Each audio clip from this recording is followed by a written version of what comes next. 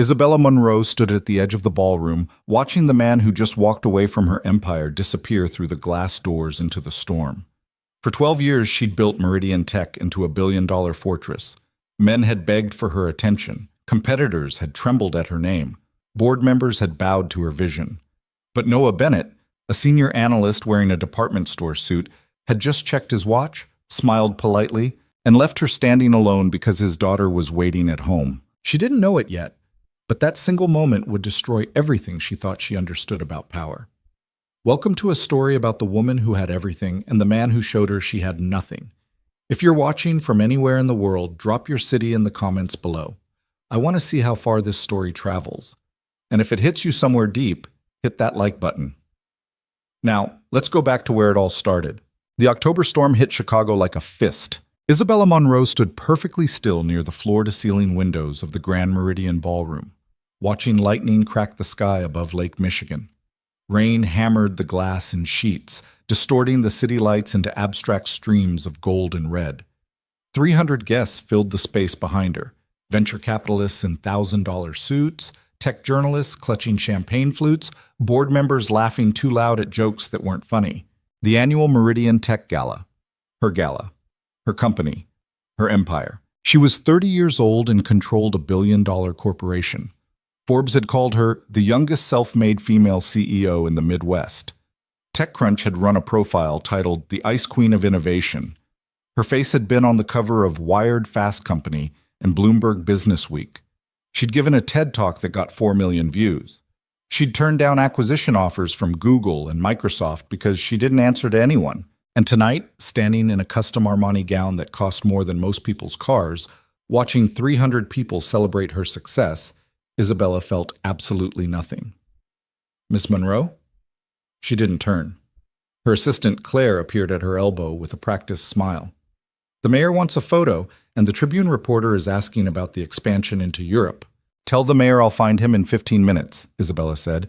Tell the reporter to read the press release we sent this morning. Claire nodded and disappeared back into the crowd. She'd worked for Isabella for 3 years and had learned not to argue. Isabella took a slow breath and forced herself to turn back toward the ballroom. The space was stunning. She'd made sure of that. Crystal chandeliers hung like frozen explosions above the crowd. Ice sculptures shaped like circuit boards slowly melted on pedestals near the bar. A jazz quartet played something smooth and forgettable in the corner.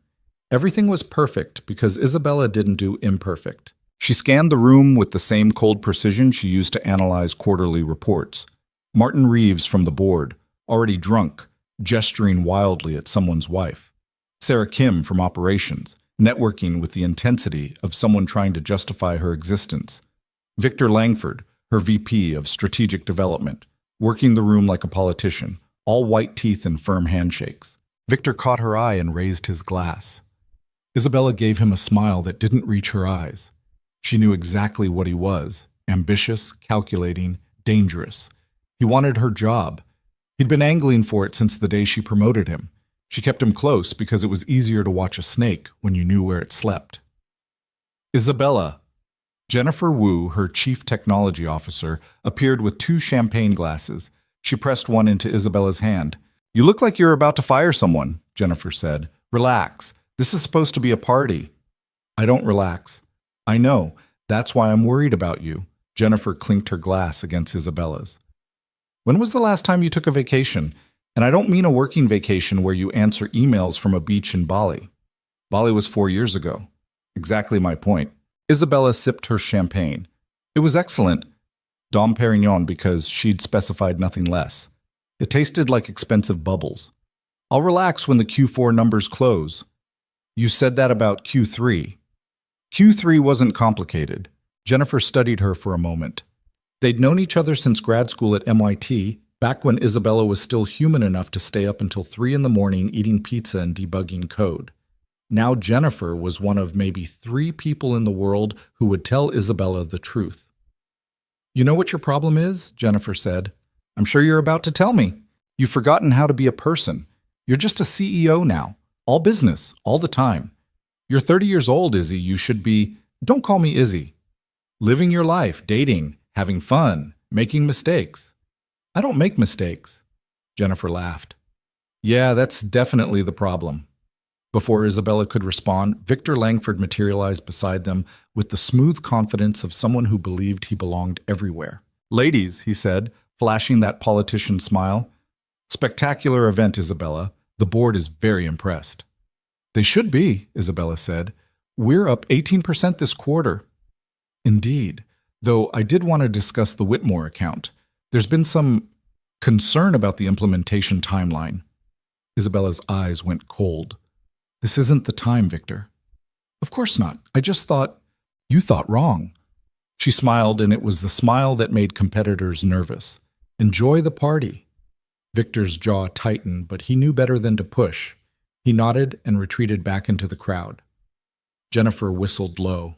You're going to regret making an enemy of him. I didn't make an enemy. He made himself one when he started trying to undermine me with the board. Isabella set down her untouched champagne. He forgets who built this company. Just be careful. Men like Victor don't forget being humiliated. Then he shouldn't have tried to corner me at my own party. The lights dimmed slightly, and the jazz quartet shifted into something slower, more intimate. Couples drifted toward the center of the ballroom to dance. Isabella watched them with the detached interest of an anthropologist studying a foreign culture. Romance, partnership, connection. All things that required vulnerability, and vulnerability was weakness. She'd learned that lesson early. Her father had been vulnerable, kind, generous, trusting. He'd built a small software company in the 90s, then lost everything when his partner stole his code and sold it to a competitor. Isabella had been 12 years old when she watched him sit at the kitchen table, crying into his hands, broken by betrayal. She'd promised herself that day that nobody would ever break her. And they hadn't.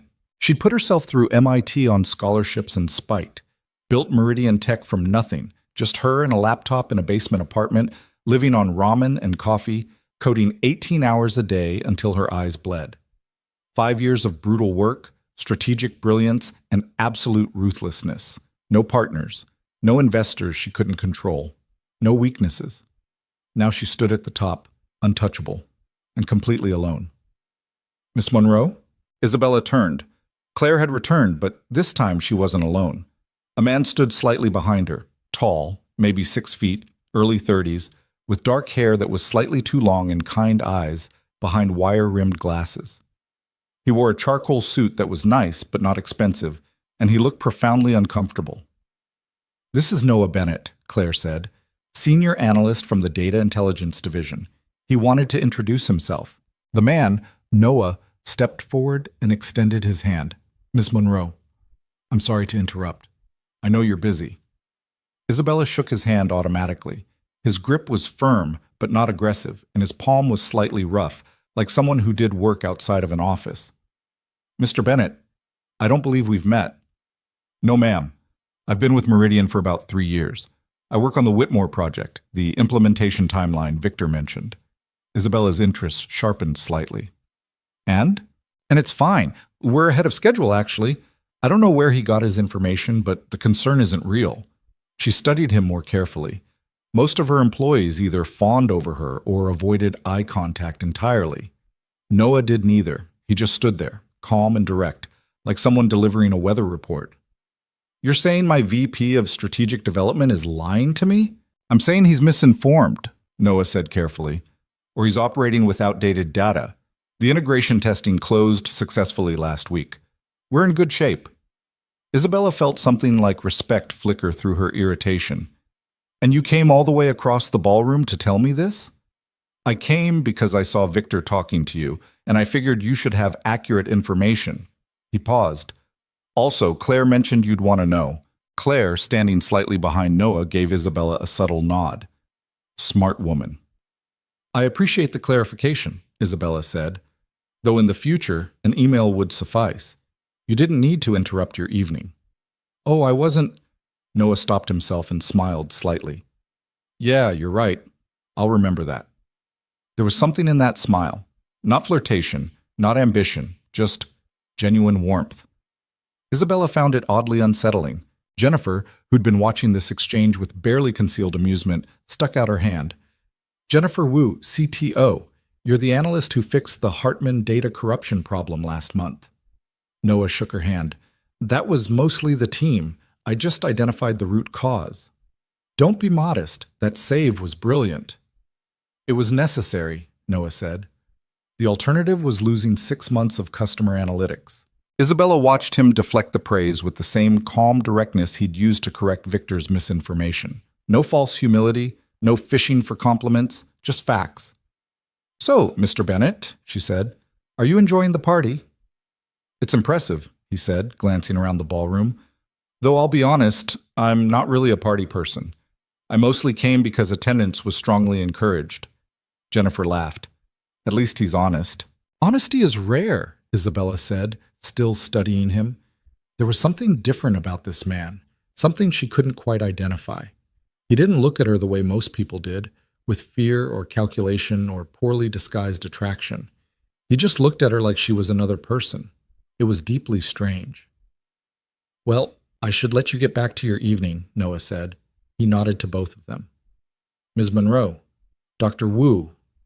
He started to turn away, and Isabella found herself saying, Wait. He stopped, looking back at her with mild curiosity. She had no idea why she'd stopped him, no idea what she wanted to say. This was ridiculous. She didn't do this, didn't engage in meaningless small talk with mid-level analysts at corporate events. The Whitmore Project, she said, grasping for something professional. You said you're ahead of schedule. How far ahead? About 2 weeks. We optimized the data migration process, found some inefficiencies in the original timeline. Initiative like that should be rewarded. I'll make sure your supervisor knows. That's not necessary, ma'am. I disagree. Meridian values innovation. Noah smiled again, and again it was that unsettling warmth. I appreciate that, but I'm not really doing it for recognition. I'm doing it because it's my job. Before Isabella could respond to that incomprehensible statement, Noah checked his watch, a simple Timex, not a Rolex or an Apple Watch, and his expression shifted. I'm sorry, he said. I need to go. Go? Isabella glanced at her own watch. It was barely 8:30. The party's just started. I know, but I have a hard stop at 9 o'clock. I need to get home. A hard stop, Isabella repeated. She wasn't used to people having hard stops that didn't involve her permission. My daughter, Noah said simply. I promised I'd read her a bedtime story. I don't break promises to my daughter. And just like that, everything about him made sense. The lack of ambition, the indifference to recognition, the calm confidence of someone whose priorities existed completely outside of Isabella's world. He had a child, a daughter, waiting at home, a life that mattered more than networking or impressing the CEO. How old? Jennifer asked, her voice softening in a way Isabella had never quite managed. 7. Emma. She's... Noah's whole face changed when he said his daughter's name, softened, lit up. She's everything. That's sweet, Jennifer said. Noah checked his watch again. I really do need to go. It was nice meeting both of you. He nodded once more and turned away, moving through the crowd with the purposeful stride of someone who knew exactly where he needed to be. Isabella watched him disappear through the glass doors into the storm, watched him jog through the rain toward the parking garage, watched until he was completely gone. Well, Jennifer said, that was different. Isabella didn't respond. She was still staring at the doors, feeling something she couldn't quite name. Not attraction, though Noah Bennett was objectively attractive in a quiet, understated way. Not curiosity, though she was definitely curious about how someone could work at Meridian for 3 years without her knowing he existed. It was something deeper, something uncomfortable. For the first time in 12 years, Isabella Monroe had met someone who looked at power and chose something else instead. You okay? Jennifer asked. Fine. Isabella turned back to the party, to the crowd of people who wanted things from her, who measured their worth by proximity to her success. I need to talk to the mayor. But even as she moved through the ballroom, shaking hands and accepting congratulations, and maintaining the perfect mask of the Ice Queen of Innovation, part of her mind kept returning to the image of Noah Bennett checking his watch and choosing his daughter over everything Isabella had built. And for reasons she didn't understand and absolutely refused to examine, that choice made her feel more alone than she'd felt in years. The party continued for another 3 hours. Isabella worked the room with mechanical efficiency, hitting all the required notes. She posed for photos with the mayor and 3 city council members. She gave a brief speech thanking everyone for their support and announcing Meridian's expansion into European markets. She endured a tedious conversation with an investor who wanted to explain cryptocurrency to her as if she didn't have 2 degrees from MIT. By midnight, her face hurt from smiling. She was one of the last to leave, standing in the empty ballroom while the catering staff cleaned up around her. The storm had passed, leaving the city washed clean and glittering under clearing skies. Through the windows, she could see Lake Michigan stretching dark and vast toward the horizon. "Miss Monroe," Claire approached with Isabella's coat. "Your car's waiting downstairs." "Thank you, Claire. Go home. It's late." "Are you sure you don't need—" "I'm sure. Get some rest." Claire hesitated, then nodded and left. She knew better than to argue when Isabella used that particular tone. Isabella stood alone in the empty ballroom, listening to the clink of glasses and the scrape of chairs being stacked. Her phone buzzed. She pulled it out and saw 17 emails, 3 texts from board members, and a message from her apartment building's concierge about a furniture delivery. No personal messages, no friends checking in, no family asking how the party went. Just business. Always business. She pulled on her coat and headed for the elevator, her heels clicking sharply against the marble floor. The car ride home was silent, just her and Marcus, her driver, who'd learned years ago that Isabella didn't do small talk. Her penthouse was in one of those glass towers overlooking the lake, all clean lines and expensive minimalism. She'd bought it 2 years ago and had it professionally decorated by someone from Architectural Digest. It was featured in a magazine spread titled Where Success Lives. 1,200 square feet of pristine white walls, designer furniture, and carefully curated art. It looked like a hotel. Isabella dropped her keys in the bowl by the door, kicked off her heels, and walked to the windows.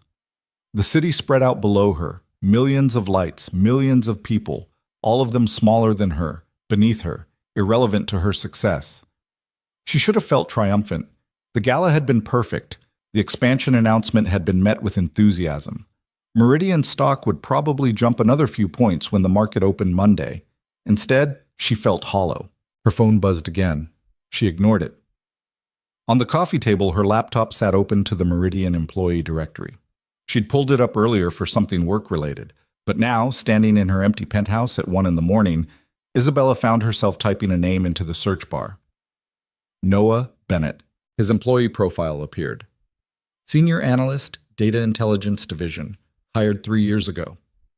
Bachelor's degree in Computer Science from the University of Illinois, Master's in Data Analytics from Northwestern. Clean performance reviews. No disciplinary issues. No ambitions for promotion, according to the notes from his last evaluation. There was a photo, the standard corporate headshot everyone took during onboarding. Noah looked slightly uncomfortable in it, like someone who didn't enjoy being photographed. But his eyes were kind, even in that stiff, formal context.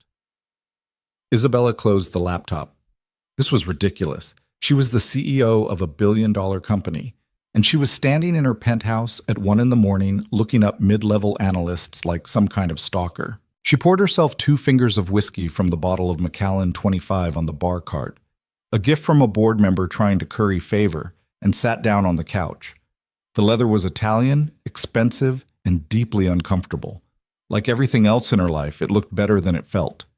She thought about Noah Bennett jogging through the rain to get home to his daughter.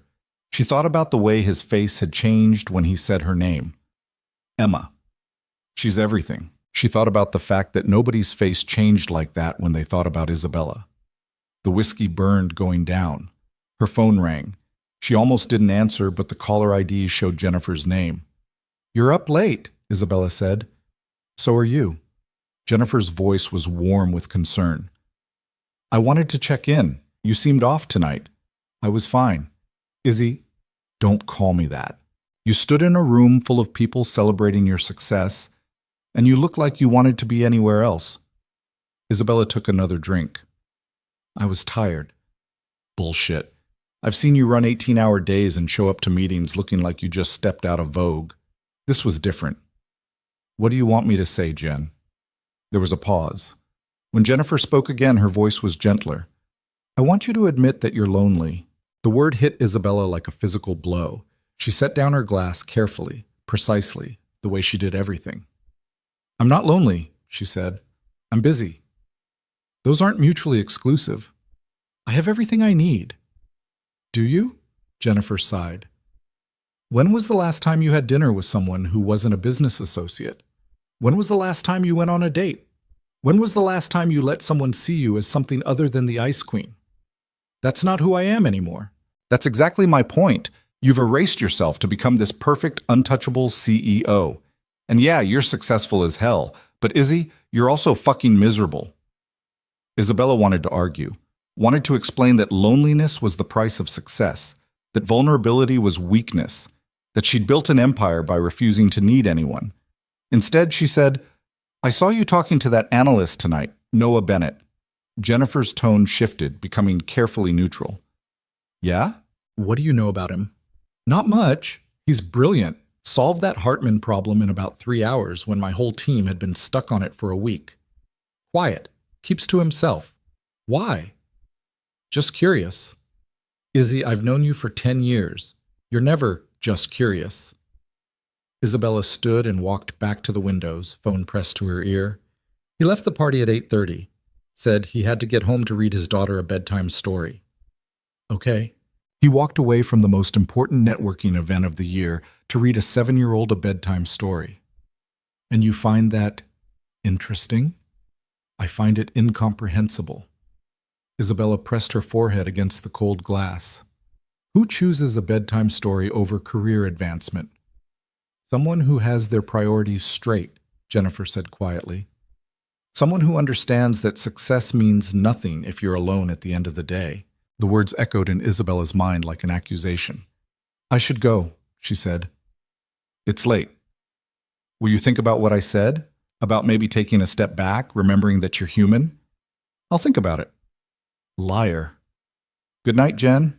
Isabella ended the call and stood at the window for a long time, watching the city lights blur and refocus. Somewhere out there, Noah Bennett was probably asleep in a house that actually felt like a home, with a daughter who loved him more than any empire.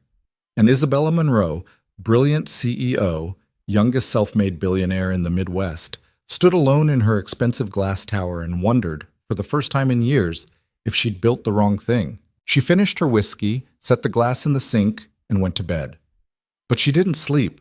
She kept seeing Noah's face when he said his daughter's name, kept hearing Jennifer's voice asking when was the last time anyone saw her as something other than the Ice Queen, kept feeling the hollow ache of knowing that tomorrow she'd wake up in this beautiful, empty penthouse, and nobody would be waiting to have breakfast with her. Nobody would care if she came home. Nobody would run into her arms like she was the safest place in the world. At 3 in the morning, Isabella got up and went back to her laptop. She pulled up Noah Bennett's employee file again, and this time she started reading everything. Isabella didn't go into the office on Monday. This was unprecedented. In 12 years, she'd never missed a Monday. She'd worked through the flu, through a broken wrist, through the weekend her mother died. Mondays were sacred. The day she set the tone for the entire week, the day she reminded everyone who was in charge. But that Monday morning, she sat in her penthouse with her laptop and a cup of coffee that had gone cold 2 hours ago, reading everything she could find about Noah Bennett. It wasn't stalking, she told herself. It was due diligence. He was an employee. She was the CEO. She had every right to understand who worked for her. The employee files told her the basics. Noah had joined Meridian 3 years ago after working for a smaller analytics firm. His references had been glowing. His performance reviews were consistently strong, though his supervisors noted, with some frustration, that he refused every promotion offered. He left the office at 5 o'clock sharp every single day, never worked weekends, never answered emails after hours. In any other employee, this would have been a red flag. In Chicago's cutthroat tech scene, dedication meant sacrifice. It meant answering emails at midnight. It meant choosing the company over everything else. But Noah's actual work was flawless. His analysis was sharp, his problem-solving creative, his execution efficient. He just did it all between 9 and 5, then disappeared like Cinderella at midnight. Isabella found his LinkedIn profile next. It was sparse, no motivational quotes, no thought leadership posts, no humble bragging about awards or achievements, just his job history and education. His profile picture showed him smiling slightly, like someone had told a bad joke and he was being polite. There was nothing about his personal life. No mention of a daughter. No mention of being a single parent. She switched to Facebook, feeling the uncomfortable heat of shame creeping up her neck. This definitely crossed a line. But she typed his name anyway. His profile was set to private, but his cover photo was public. It showed a little girl with dark curls and Noah's kind eyes, holding up a painting of what might have been a rainbow or possibly a very colorful bridge. The girl's smile was gap-toothed and enormous. Emma. Isabella stared at that photo for 10 minutes. There was something in the way Noah had photographed his daughter. Not posed, not perfect, just purely, radiantly happy. The kind of happiness that came from feeling completely loved and completely safe. Isabella couldn't remember the last time she'd felt that way. Her phone buzzed. Jennifer. Where are you? Jennifer's voice was sharp with concern. You missed the leadership meeting.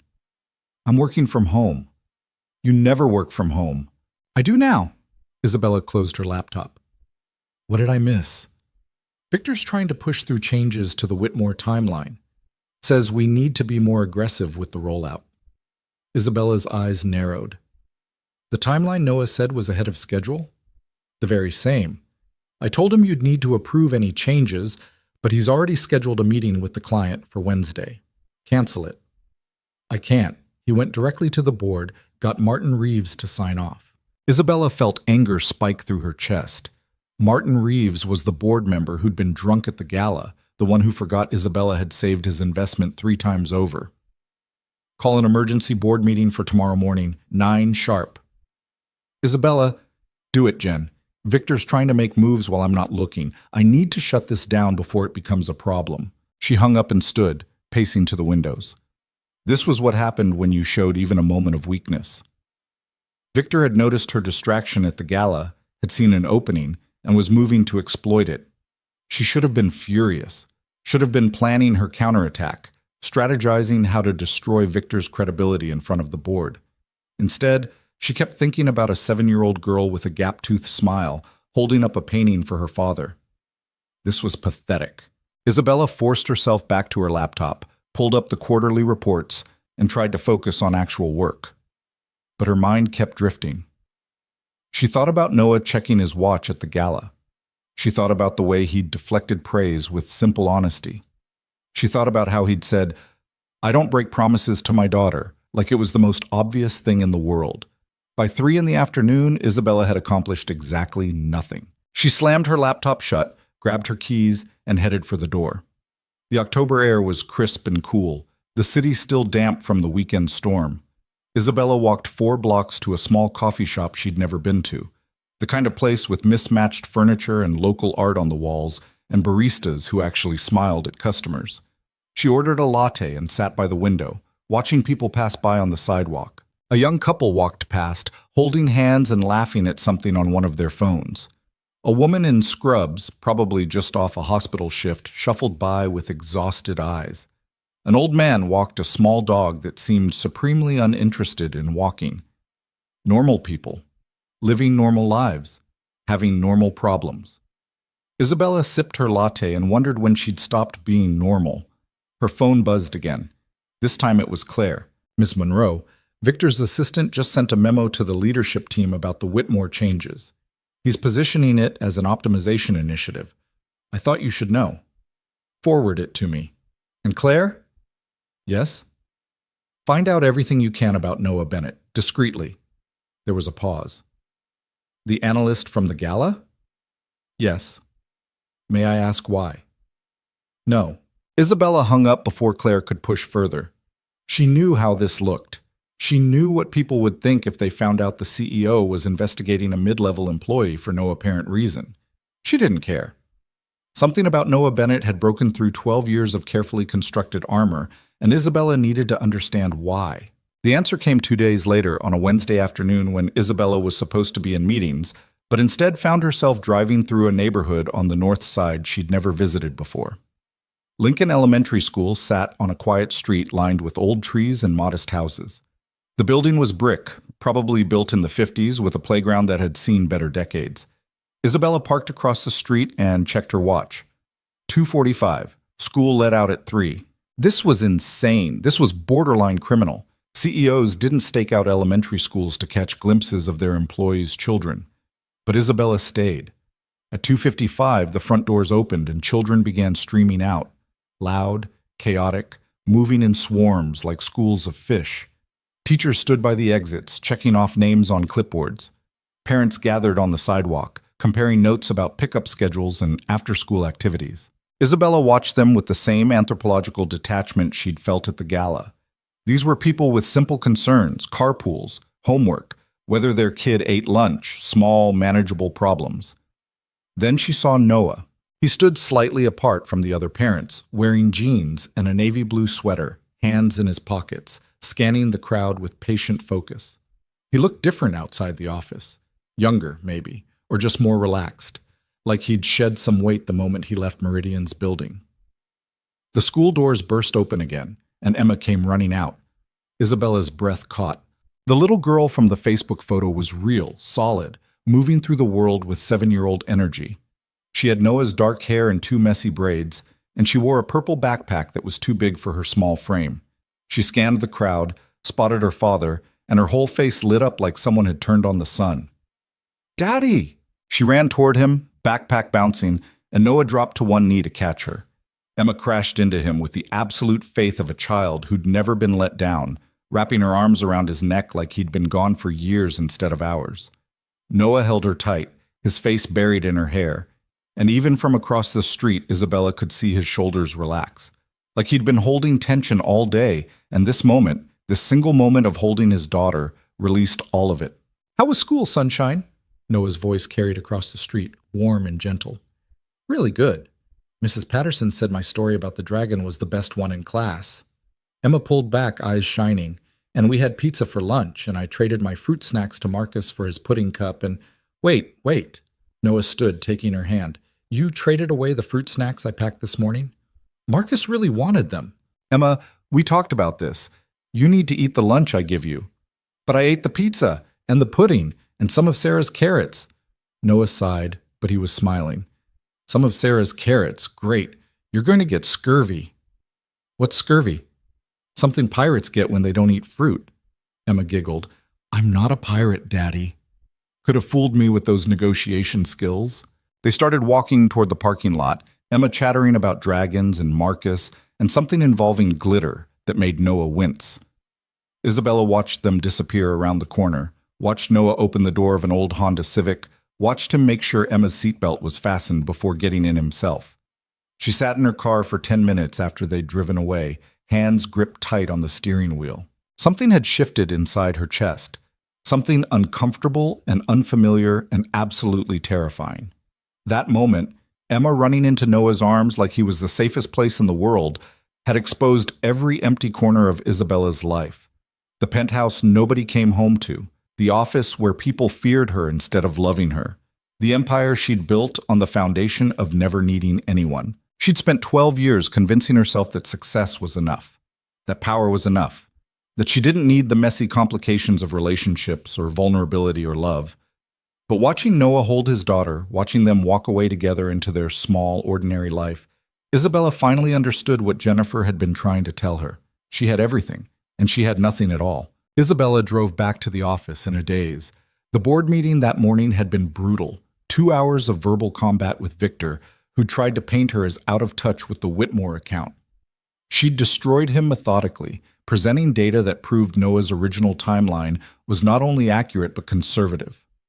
Victor had left the conference room looking like he'd been hit by a truck. She should have felt triumphant. Instead, she felt hollow. "Ms. Monroe," Claire appeared in her office doorway, tablet in hand. "I have that information you requested." Isabella looked up from her computer, where she'd been staring at the same spreadsheet for 20 minutes without seeing it. "Close the door." Claire did, then sat across from Isabella's desk. She looked nervous. Claire never looked nervous. "What did you find?" Noah Bennett, age 32, married Rachel Chen in 2018.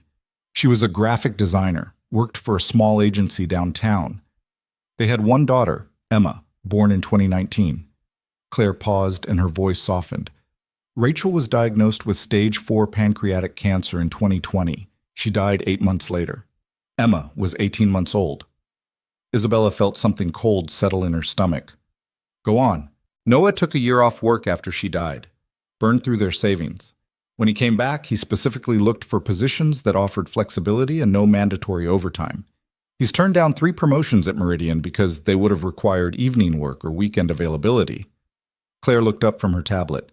Every day at 5 o'clock, he leaves to pick up Emma from the after-school program. Every evening is homework, dinner, bath time, bedtime stories. Weekends are completely devoted to his daughter. No dating, no social life, just Emma. Where did you get all this? His former supervisor was surprisingly chatty. Also, Emma's school has a parent portal. It's not well secured. Claire, you asked for information. I got you information. Claire set down her tablet. May I speak freely? Have I ever stopped you? This is different than your usual background checks. This feels personal. Isabella leaned back in her chair, studying her assistant. Claire had worked for her for 3 years. She was efficient, discreet, and entirely professional. She'd also never questioned Isabella's decisions before. What's your point? My point is that Noah Bennett is a good man raising his daughter alone in impossible circumstances. And if you're interested in him for any reason other than professional, you need to be very careful. Men like that don't play games. They don't have time for games. I'm not interested in him. Claire's expression said she didn't believe that for a second. Then why am I investigating his personal life? Because I need to understand my employees. You have 347 employees. You've never asked me to investigate any of them before. Isabella felt a flash of anger. Are you questioning me? No, ma'am. I'm protecting you. Claire stood, picking up her tablet. Noah Bennett lost his wife 4 years ago. He spent every day since then keeping a promise to her that he'd take care of their daughter. He's not looking for romance. He's not looking for career advancement. He's looking for stability for Emma. If you disrupt that, you'll destroy him. I'm not planning to disrupt anything. Good. Because he doesn't deserve it. Claire moved toward the door, then paused. For what it's worth, I think he's exactly the kind of person you need in your life. Just make sure you know what you want before you do anything about it. She left before Isabella could respond. Isabella sat alone in her office, staring at the closed door. Claire's words echoed in her mind. Men like that don't play games. She thought about Noah kneeling in front of his daughter, holding her like she was the most precious thing in the world. She thought about the promise he'd kept every single day for 4 years. She thought about the fact that he'd rebuilt his entire life around being the parent Emma needed. And she thought about herself, the Ice Queen. The brilliant CEO who'd sacrificed everything for success and had nothing to show for it but money and loneliness. What could she possibly offer someone like Noah Bennett? The answer was obvious. Nothing. Isabella pulled up the quarterly reports again and tried to focus on work. But her mind kept drifting back to Lincoln Elementary, to the image of Emma running toward her father with absolute trust and joy. At 6 o'clock, her office was dark except for her desk lamp. Through the window, she could see the city lights coming on, Chicago settling into evening. Somewhere out there, Noah was probably making dinner for his daughter, reading her a story, tucking her in with the same care and devotion he brought to everything else. Isabella's phone rang. Jennifer, please tell me you're not still at the office. I'm still at the office. It's 6 o'clock on a Wednesday. Your point? My point is that you've been weird all week. Missed a Monday, skipped 2 meetings, and according to Claire, you're conducting mysterious background checks on random employees. Isabella closed her eyes. Claire talks too much. Claire is worried about you. So am I. Jennifer paused. This is about that analyst, isn't it? Noah Bennett. It's not about anyone. Bullshit. You've been obsessed with him since the gala. Why? I'm not obsessed. Then what are you? Isabella wanted to hang up, wanted to retreat behind her usual walls and tell Jennifer to mind her own business. But the words that came out instead were honest and raw and terrifying. I don't know. I saw him with his daughter today, and something broke inside me. I've spent 12 years building this empire, Jen. 12 years proving I don't need anyone. And then I watch some analyst pick up his kid from school, and suddenly everything I've built feels empty. The line was quiet for a long moment. Where did you see him with his daughter? Jennifer finally asked. I may have driven past his daughter's school. Jesus, Izzy. I know. You can't do that. You can't stalk employees. I know. And you definitely can't fall for some guy just because he has his priorities straight. I'm not falling for anyone. Then what are you doing? Isabella stared out at the city lights, at the vast darkness beyond them. I'm realizing I've been lying to myself for 12 years. I thought I was strong because I didn't need anyone. But watching Noah with his daughter, I realized I'm not strong. I'm just alone. Oh, honey, Jennifer's voice went soft. You're not alone. You have me. You have people who care about you. But I don't have anyone waiting for me when I come home. I don't have anyone who lights up when I walk in the room. I don't have anyone who needs me for anything other than quarterly profits and strategic decisions. So change that. How? I don't know, but stalking single fathers at elementary schools probably isn't the answer. Despite everything, Isabella smiled. Probably not. Look, I'm not saying Noah Bennett is off limits. I'm saying if you're actually interested in him as a person, not as some symbol of what you're missing, then you need to approach this differently. He's not some business problem you can solve with strategy and execution. I know that. Do you? Because from where I'm sitting, it looks like you're treating him like a research project. Isabella closed her laptop. I don't know how to do this, Jen. I don't know how to be anything other than the CEO. I've forgotten how to just be human. Then maybe it's time to remember. After Jennifer hung up, Isabella sat in her dark office for another hour, thinking about what it meant to be human, to be vulnerable, to want something beyond power and success. She thought about her father, broken at the kitchen table after his partner's betrayal. She'd built her entire life around never being that vulnerable, never giving anyone the power to hurt her. But in avoiding pain, she'd also avoided everything else. Joy, connection, love, the kind of bone-deep certainty that came from being someone's safe place. At 7:30, Isabella finally left the office. Instead of going home, she drove back to the north side, to the neighborhood where Noah lived. She didn't know his exact address, but Claire's research had given her the general area. She found the house by accident, a small bungalow with a neat lawn and a Honda Civic in the driveway. Warm light glowed in the windows. Through the front window, Isabella could see Noah and Emma at the kitchen table, heads bent over what looked like homework. She parked across the street and watched. Noah was patient, pointing at something in Emma's workbook, explaining with gentle gestures. Emma nodded, tried again, and when she got it right, Noah high-fived her with exaggerated enthusiasm that made Emma giggle. It was such a small moment, so ordinary, but Isabella felt it like a knife between her ribs. This was what she'd been missing. Not the grand gestures or impressive achievements, just the quiet, steady warmth of being present with someone you loved. Emma hopped down from her chair and disappeared into another room. Noah stood, stretching, and for a moment his face showed the exhaustion beneath the patience. He ran a hand through his hair, closed his eyes, took a breath. Then Emma came running back with a book, and the exhaustion vanished. Noah scooped her up, carried her to the couch, and started reading. Isabella watched them for 15 minutes, then drove away before the shame could completely overwhelm her. She went home to her empty penthouse, poured herself a whiskey she didn't drink, and stood at the windows until the city lights blurred. Somewhere out there, Noah was tucking his daughter into bed, making promises he'd keep, being the father Emma needed. And Isabella was exactly where she'd always been, alone at the top, surrounded by everything money could buy and nothing that actually mattered. She pulled out her phone and opened Noah's employee file one more time, stared at his photo, at those kind eyes and that uncomfortable half-smile. Then she closed it and made a decision. She couldn't keep doing this, couldn't keep stalking him, researching him, watching him from afar like some kind of creep. It wasn't fair to him, and it wasn't fair to herself. If she wanted to know Noah Bennett, she'd have to do it the right way, even if she had no idea what that meant.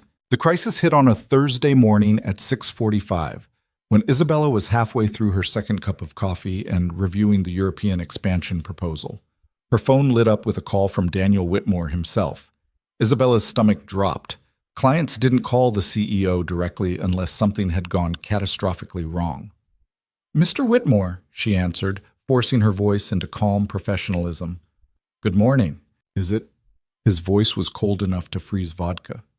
"Because I'm looking at a report from my data team that says your integration system has been feeding us incorrect analytics for the past 6 weeks. Isabella's mind went blank, then raced. That's impossible. We ran validation tests. Your validation tests missed a systemic error in the customer segmentation algorithm. We've been making million-dollar decisions based on garbage data, Ms. Monroe. Do you understand what that means? She understood perfectly. It meant Whitmore Industries could sue Meridian into the ground. It meant her reputation would be destroyed. It meant everything she'd built could collapse in a matter of days. I need to investigate this immediately, Isabella said. Can you send me? I'm sending you nothing. I'm pulling my entire account and recommending to my network that nobody touch Meridian with a 10-foot pole. Your company is done. Mr. Whitmore, please, give me 24 hours to identify the problem and present a solution. You had 6 weeks to identify the problem. You failed. We're done here. He hung up. Isabella sat frozen at her desk, phone still pressed to her ear, listening to dead air. The Whitmore account was worth $43 million annually. It was Meridian's flagship client, the one she referenced in every investor presentation, the proof that her company could handle enterprise-level integration at scale. Losing it wouldn't just hurt financially, it would destroy credibility. Other clients would panic. Investors would lose confidence. The board would start asking questions about her leadership. Victor Langford would smell blood in the water. Isabella's hands were shaking. She set down her phone carefully, like it might explode. Then she called Jennifer. Please tell me you already know about Whitmore, Isabella said when Jennifer picked up. I'm looking at the error report right now. It's bad, Izzy. Really bad. How did we miss this? I don't know. The integration team ran standard validation protocols. Everything passed. But Whitmore's internal audit found a recursive loop in the segmentation query that's been doubling certain customer categories and zeroing out others. Jennifer's voice was tight with stress. Their entire Q3 strategy was based on our analytics. If those analytics were wrong, they'll sue us for damages. At minimum. At worst, they'll go public with this and tank our reputation. Isabella stood and started pacing. Her office suddenly felt too small, the walls pressing in. Call an emergency leadership meeting. Everyone in the conference room in 30 minutes. Victor's going to have a field day with this. Let him try. I'll deal with Victor. You focus on figuring out how this happened. Isabella hung up and pressed her forehead against the cold glass of her window. The city stretched out below her, indifferent to her panic.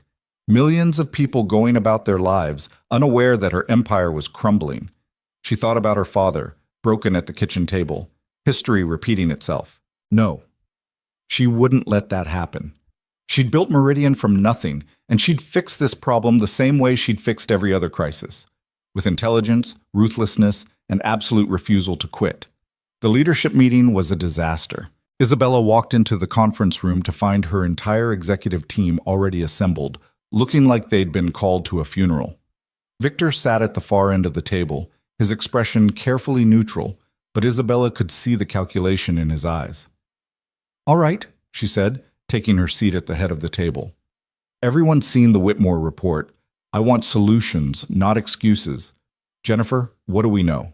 Jennifer pulled up a presentation on the screen. The error originated in the custom segmentation module we built specifically for Whitmore. It's a logic flaw in the SQL query structure.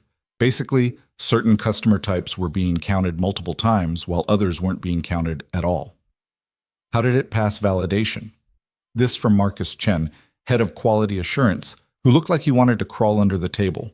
The validation tests were designed to catch syntax errors and performance issues, not logic flaws in the business rules, Jennifer said. This is a conceptual error, not a technical one. Victor leaned forward. So what you're saying is that our entire quality assurance process is fundamentally broken. What I'm saying is that we missed something, Jennifer shot back. It happens.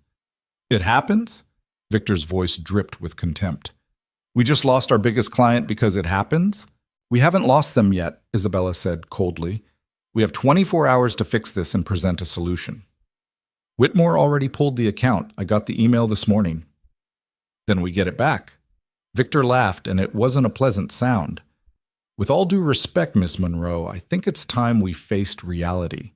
This company has grown too fast under your leadership. We've sacrificed quality for expansion, and now it's catching up with us. The room went silent.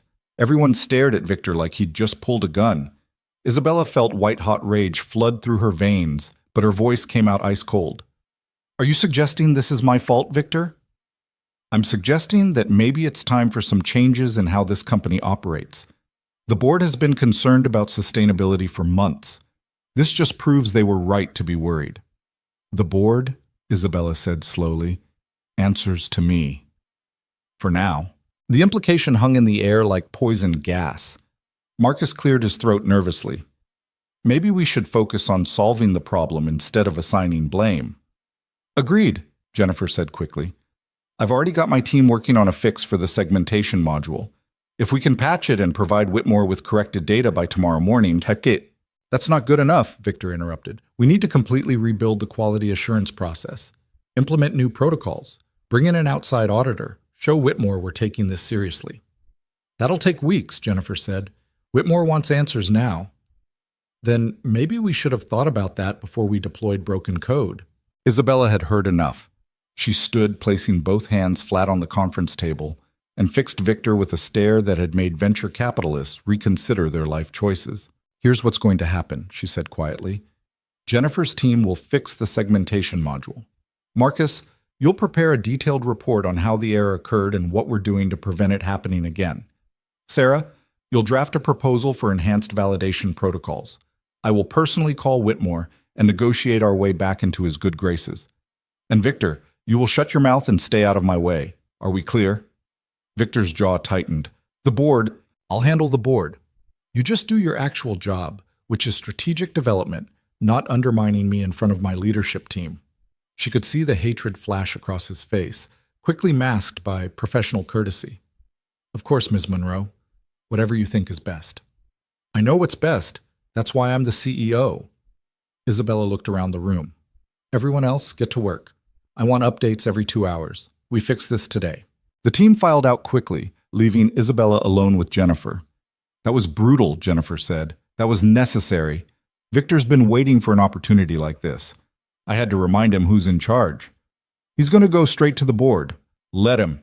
I'll deal with Martin Reeves and his drinking buddies later. Isabella rubbed her eyes. She'd been awake for 22 hours and could feel exhaustion creeping in. Can your team actually fix this by tomorrow? Honestly, I don't know. The logic flaw is complex. It might take days to properly debug and test. We don't have days. I know. Isabella pulled out her phone and scrolled through her contacts until she found Whitmore's number. Her finger hovered over the call button. One conversation. That's all it would take to either save her company or watch it die. Wait, Jennifer said. Before you call him, there's something you should know. What? Noah Bennett is the one who found the error. Isabella's head snapped up. What? Whitmore's team identified the problem, but when I pulled our internal logs, I found a flag Noah raised 3 days ago. He noticed some anomalies in the output data and ran a diagnostic. He found the logic flaw before Whitmore did. Then why didn't he report it?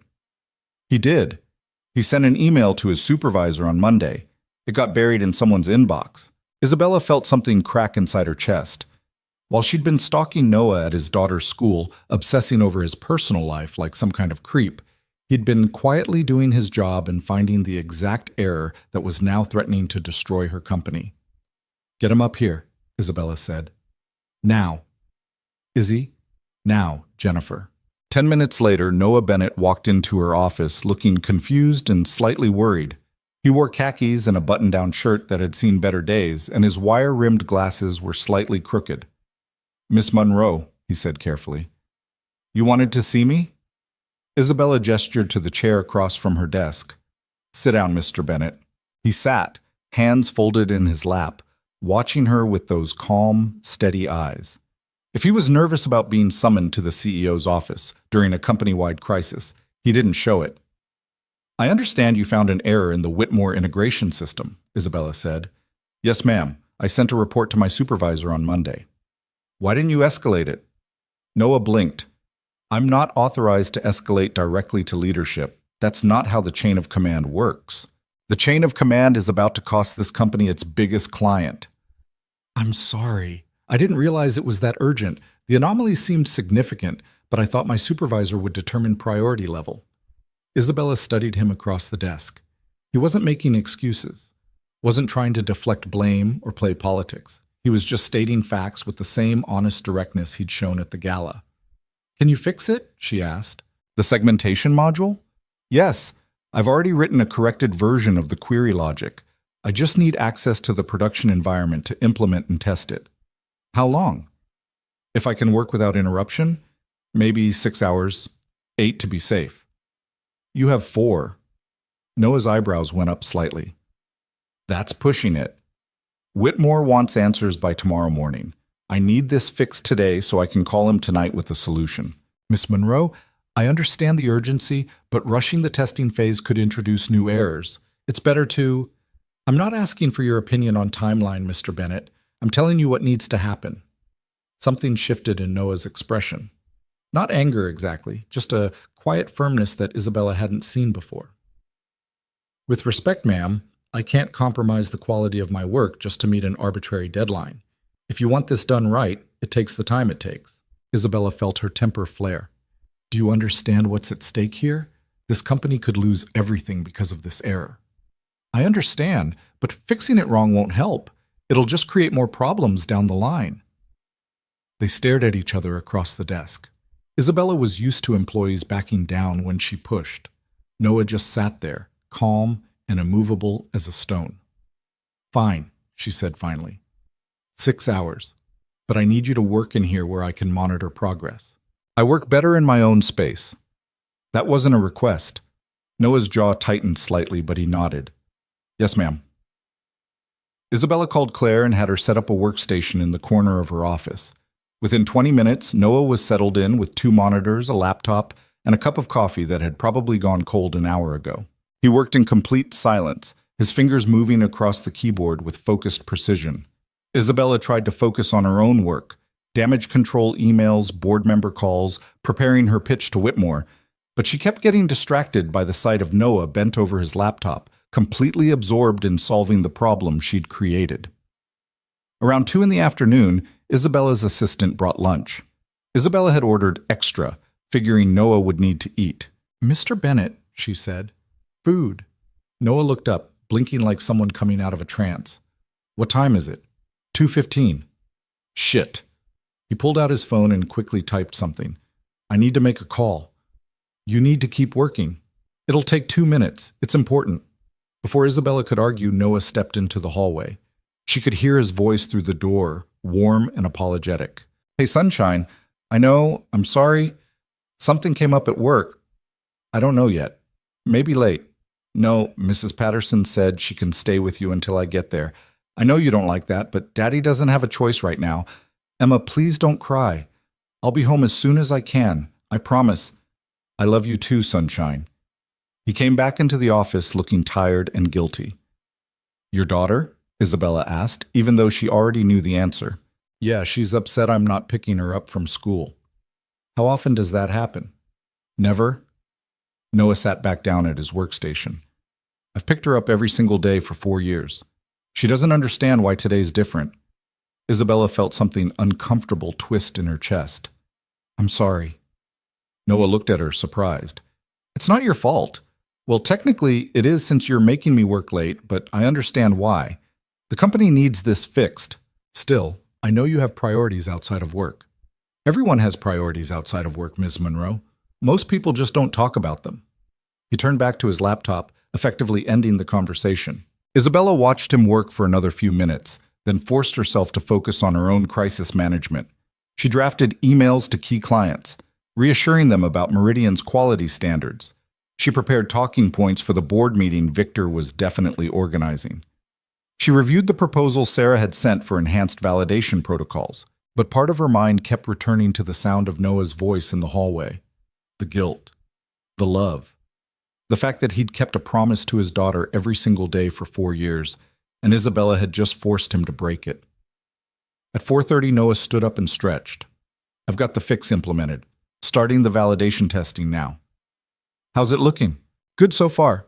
The logic error is corrected and the preliminary tests are clean. I need another hour for comprehensive validation, then we can run it against Whitmore's actual dataset to verify the corrections. Isabella nodded. Do it. She watched him work through the testing phase with meticulous care, checking and rechecking every output, running scenario after scenario. This wasn't someone cutting corners to meet a deadline.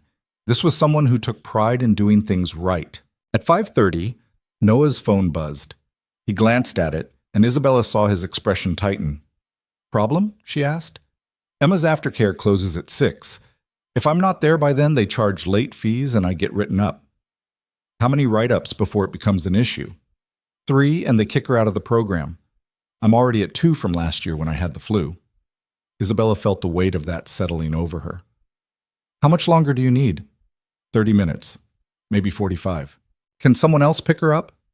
There's no one else. It's just me. Just me. 2 words that contained an entire universe of isolation and responsibility. Isabella made a decision she'd probably regret. Give me the address. Noah looked up, confused. What? Your daughter's school. Give me the address. I'll pick her up. Ms. Monroe, I can't ask you to... You're not asking. I'm offering. You need to finish this work, and your daughter needs to be picked up. I can solve one of those problems. You're the CEO of a billion-dollar company. And right now, the best use of my time is making sure you can finish fixing the error that's threatening that company. Isabella grabbed her coat. Address. Now. Noah rattled off the address of Lincoln Elementary, the same school Isabella had stalked just days ago. The irony wasn't lost on her. She's in the aftercare room. Mrs. Patterson runs it. Tell her I called ahead. Emma knows not to go with strangers, so I'll text her a photo of you. You have a photo of me? Company directory. Right, of course. Isabella headed for the elevator, her heart pounding in a way that had nothing to do with the Whitmore crisis. She was about to pick up the daughter of an employee she'd been obsessing over for 2 weeks. This was insane. This was inappropriate. This was probably going to end badly. But she'd made the offer, and Isabella Monroe didn't back down. The drive to Lincoln Elementary took 20 minutes in rush hour traffic. Isabella parked in the loading zone and walked into the building, feeling absurdly out of place in her designer suit and heels. The aftercare room was at the end of a long hallway decorated with children's artwork. Isabella could hear laughter and shouting through the door. She knocked, and a woman in her 50s opened it. Mrs. Patterson, I'm Isabella Monroe. Noah Bennett called ahead. Wait. Oh, yes. Emma's daddy said you'd be coming. Mrs. Patterson smiled warmly. Emma, your ride's here. A small figure detached from a group playing with blocks and walked over slowly. Emma Bennett looked exactly like her photos. Dark curls, serious eyes, wearing a purple dress with a grape juice stain on the front. She studied Isabella with the intense scrutiny only 7-year-olds could muster. You're not my daddy, Emma said. No, I'm not. I'm Isabella. Your dad's stuck at work, so he asked me to come get you. Why is he stuck? He's fixing something important. Emma's eyes narrowed. Did you break it? Isabella felt a surprised laugh escape. Sort of. Yes. You should be more careful. You're absolutely right. Emma considered this, then apparently decided Isabella was acceptable. She grabbed her backpack and took Isabella's hand with the casual trust of a child who'd been taught the world was safe. Okay, let's go. The drive back to Meridian's headquarters was surreal. Emma sat in the back seat. Isabella had stopped at a drugstore and bought an emergency booster seat, much to the cashier's amusement, chattering about her day with the same energy Noah had described at school pickup. And then Marcus said his dad could beat up my dad.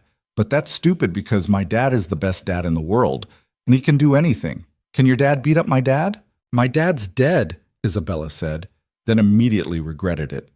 That wasn't appropriate conversation for a 7-year-old, but Emma just nodded seriously. My mom's dead too. It's sad. Yeah, it is. Daddy says she's watching over us, but I don't really remember her. I was too little. Isabella's throat tightened. I'm sorry. It's okay. Daddy's really good at being 2 parents. He does my hair and everything, even though he's not very good at braids yet. He seems like a great dad. He's the best. Emma kicked her feet against the seat. Are you his boss? Sort of. Are you nice to him?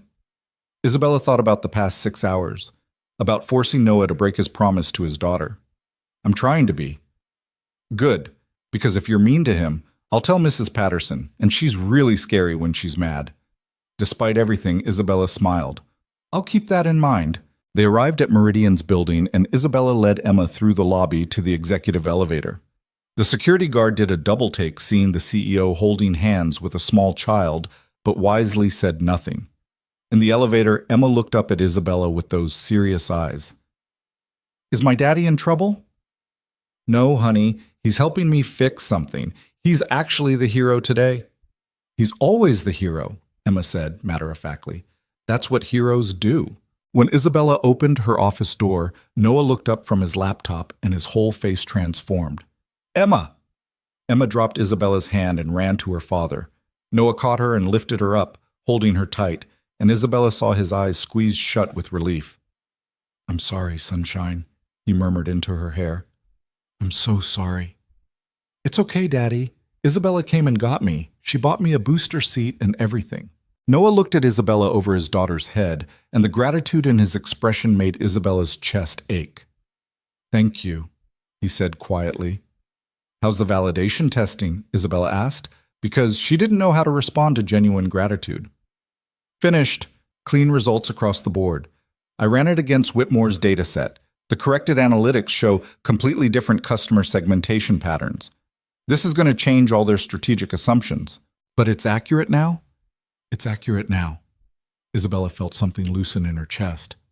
"Then we call Whitmore tonight and show him we fixed it." Noah set Emma down and started packing up his workstation. "I can prepare a presentation for you." "No, we prepare it together." Isabella looked at Emma. "Do you have homework?" Emma nodded seriously. "Multiplication tables?" "Then you can work on that while your dad and I fix the grown-up problem. Deal?" "Deal." For the next 2 hours, Isabella and Noah worked side by side, building a presentation that would save Meridian's biggest account. Emma sat at Claire's desk, diligently working through her math homework and occasionally asking questions about what 7 times 8 equaled. It was the strangest evening Isabella had spent in 12 years of running a company. Around 8 o'clock, they had a complete presentation, corrected data, explanation of the error, implementation of new validation protocols, and a proposal for quarterly audits to prevent future issues. Noah leaned back in his chair, exhausted. That should do it. Isabella studied the final slide. It was good. Better than good. It was exactly what Whitmore needed to see to restore confidence in Meridian. "I'll call him now," she said. "Wait!" Noah pulled out his phone. "Emma needs dinner. There's a pizza place down the street." "Claire!" Isabella called out. Her assistant appeared instantly. "Order pizza, whatever Emma wants, and get something for the 3 of us." 3? Claire's eyebrows went up slightly. "Yes, 3. Claire disappeared, and Isabella pulled up Whitmore's number. Her hand hovered over the call button for just a moment, then she dialed. Whitmore answered on the second ring, his voice still cold. "Miss Monroe, I hope this call is very brief." "Mr. Whitmore, I'm calling to present the solution to the segmentation error. I have my senior analyst on the line with me, Noah Bennett, the one who actually identified the flaw in the first place." There was a pause. "I'm listening." For the next 30 minutes, Isabella and Noah tag-teamed the presentation. Isabella handled the strategic reassurance and the validation protocol changes. Noah walked through the technical details of the error and the fix with clear, precise language that even a non-technical person could understand. When they finished, there was a long silence. "Send me the corrected data set," Whitmore finally said. "I'll have my team validate it against our records." "Of course. And Miss Monroe, if this happens again, if there's even a hint of another quality issue, we're done. Permanently." "Understood. But this was impressive work. Fast, thorough, and honest about what went wrong. That matters." Isabella felt relief flood through her. "Thank you, Mr. Whitmore." "Don't thank me yet. Thank your analyst. He just saved your company." The line went dead. Isabella set down her phone and looked at Noah, who was watching her with tired but calm eyes. "We did it," she said. "You did it. I just fixed the code." "You did a hell of a lot more than that." Before Noah could respond, the pizza arrived. Emma's face lit up, and for the next hour the 3 of them sat in Isabella's office eating pizza and watching Emma draw pictures of what she claimed was a dragon, but looked more like a purple blob with teeth. It was the most normal evening Isabella had spent in years, and she couldn't remember the last time she'd felt this content. At 9:30, Emma fell asleep on Isabella's leather couch, curled up with her purple backpack as a pillow and her half-finished dragon drawing clutched in one small hand. Noah stood looking down at his daughter, his face soft with exhaustion and love. I should get her home. Let her sleep another few minutes, Isabella said quietly. She's comfortable. She's drooling on your $3,000 couch. It's just a couch. Noah gave her a look that said he knew exactly how much that couch cost, and how little Isabella actually cared about drool. But he sat back down at the workstation anyway, pulling up the corrected data files to prepare them for Whitmore's team. Isabella watched him work. This quiet man who'd just saved her company and was now making sure every detail was perfect. Because that's what he did. No fanfare, no demands for recognition, just steady, reliable competence. Can I ask you something? Isabella said. Noah looked up. Sure. Why do you stay at Meridian? You could make more money elsewhere. Get a position with better hours, better benefits. Why stay in a job where you've turned down 3 promotions? Noah was quiet for a moment, his eyes flicking to Emma sleeping on the couch. Stability. Meridian has good health insurance, and Emma's got some medical expenses from when she was younger. The hours are predictable, mostly, and I don't need to be important. I just need to be employed. That's it? Just insurance and predictability? That's everything when you have a kid depending on you. Noah closed his laptop. Before Rachel died, I wanted all the things everyone wants. Corner office, VP title, 6-figure salary. But then I was sitting in a hospital room watching my wife die, and Emma was crying in the hallway because she didn't understand why mommy was sick, and I realized none of that other stuff mattered. The only thing that mattered was being there for my daughter. Isabella felt something crack inside her chest. So you just gave up on ambition? I didn't give up on ambition. I redirected it. My ambition is to raise a happy, healthy kid who knows she's loved. Everything else is just details. Most people don't see it that way. Most people don't have to choose between a board meeting and a school play. Noah's voice was gentle, not accusatory. You asked me at the gala why I left early. This is why.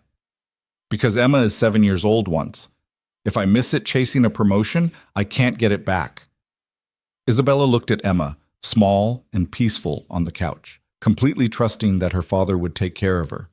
She's lucky to have you. I'm lucky to have her. Noah stood and carefully scooped Emma into his arms. She stirred slightly but didn't wake, just pressed her face against his shoulder. Thank you for picking her up today.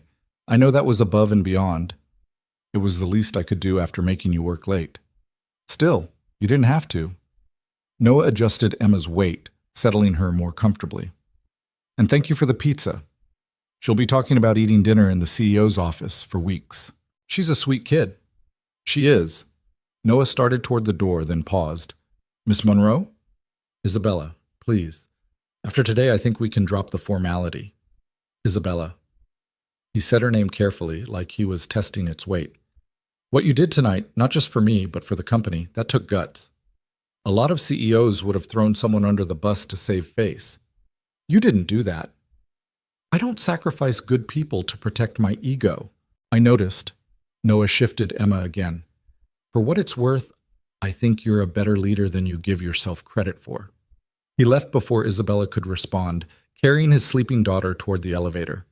Isabella stood alone in her office, looking at the empty space where they'd been, and felt the silence settle around her like a physical weight. The crisis was over. Whitmore would get his corrected data. The company was safe. She'd won. So why did she feel like she'd just lost something important? The next morning, Isabella arrived at the office at 7 to find Victor Langford waiting outside her door.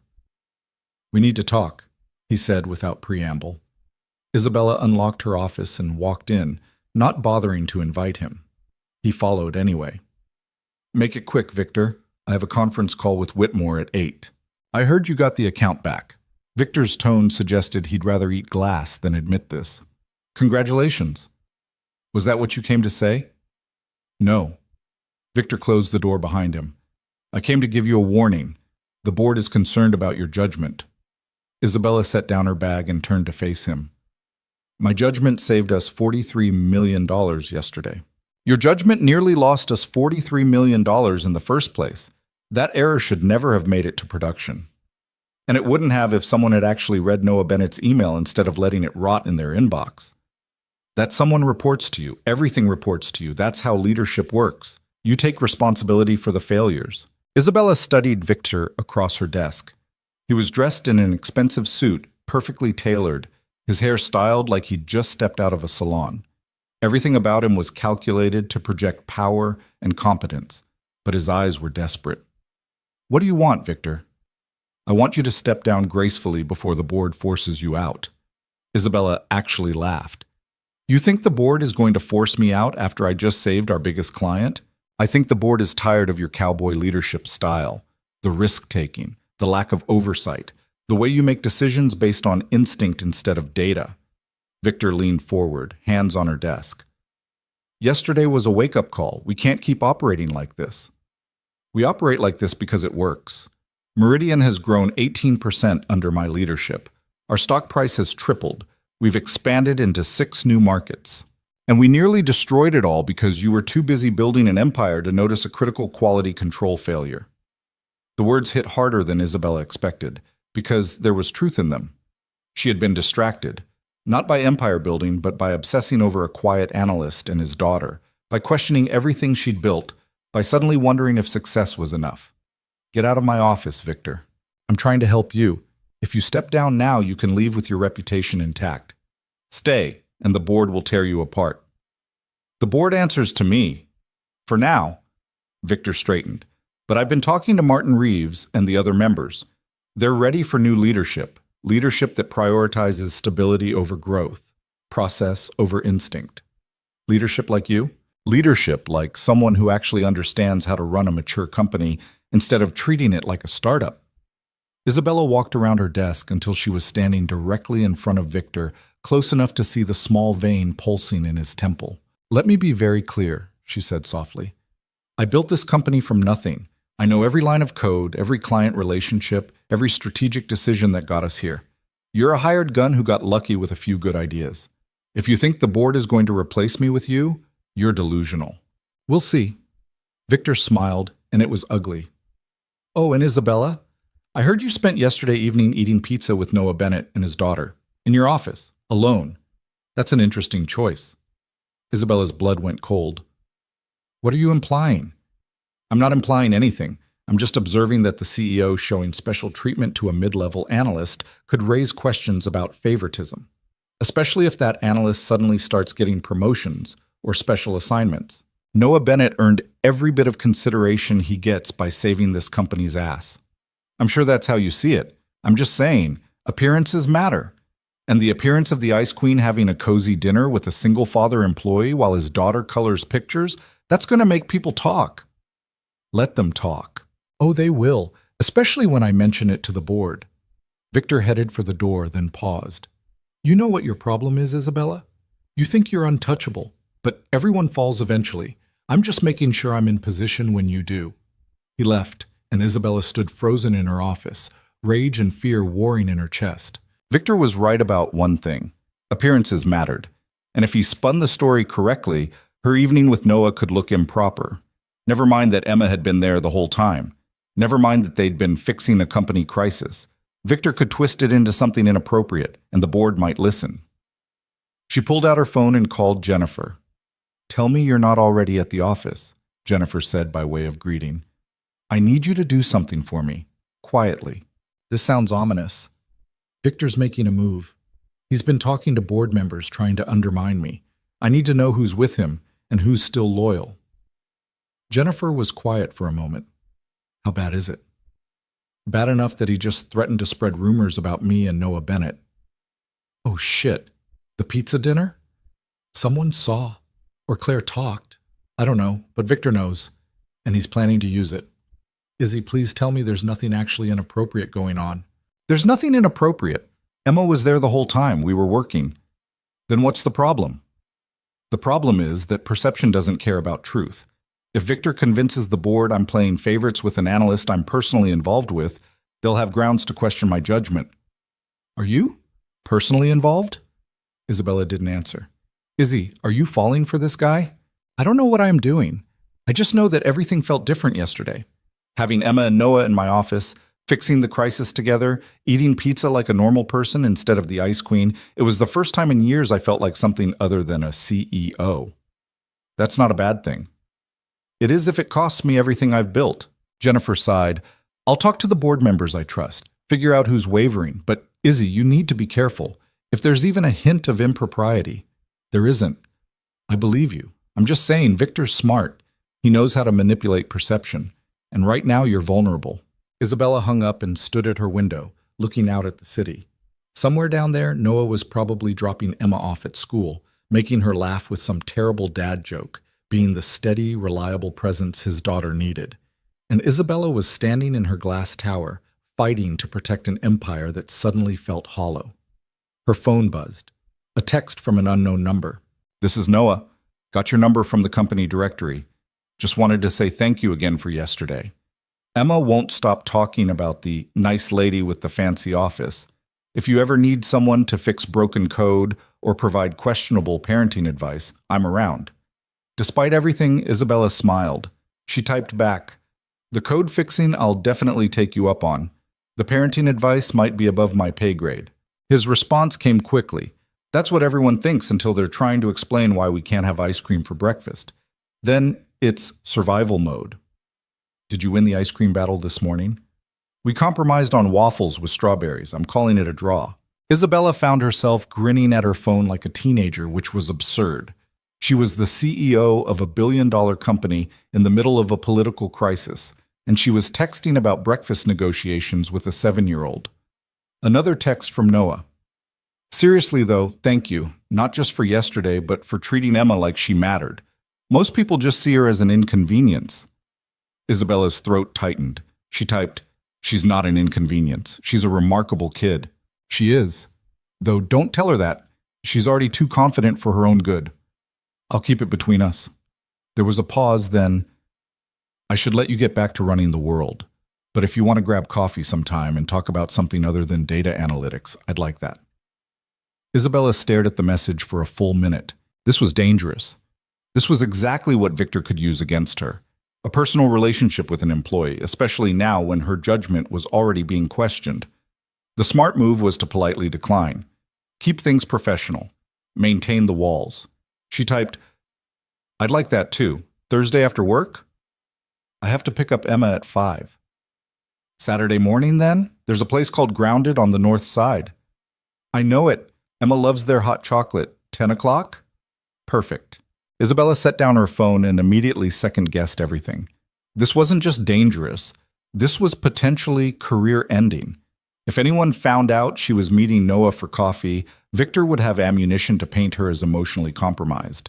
But the thought of Saturday morning, of sitting in a coffee shop with Noah and Emma like a normal person instead of the Ice Queen, made her feel something she hadn't felt in years. Hope. The week crawled by with agonizing slowness.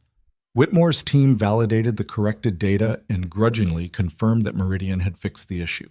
The account was officially restored, though Whitmore made it clear they were on permanent probation. Jennifer reported back that 3 board members were wavering: Martin Reeves, Sarah Goldstein, and David Park. Victor had been working them hard, emphasizing Isabella's erratic judgment and lack of oversight.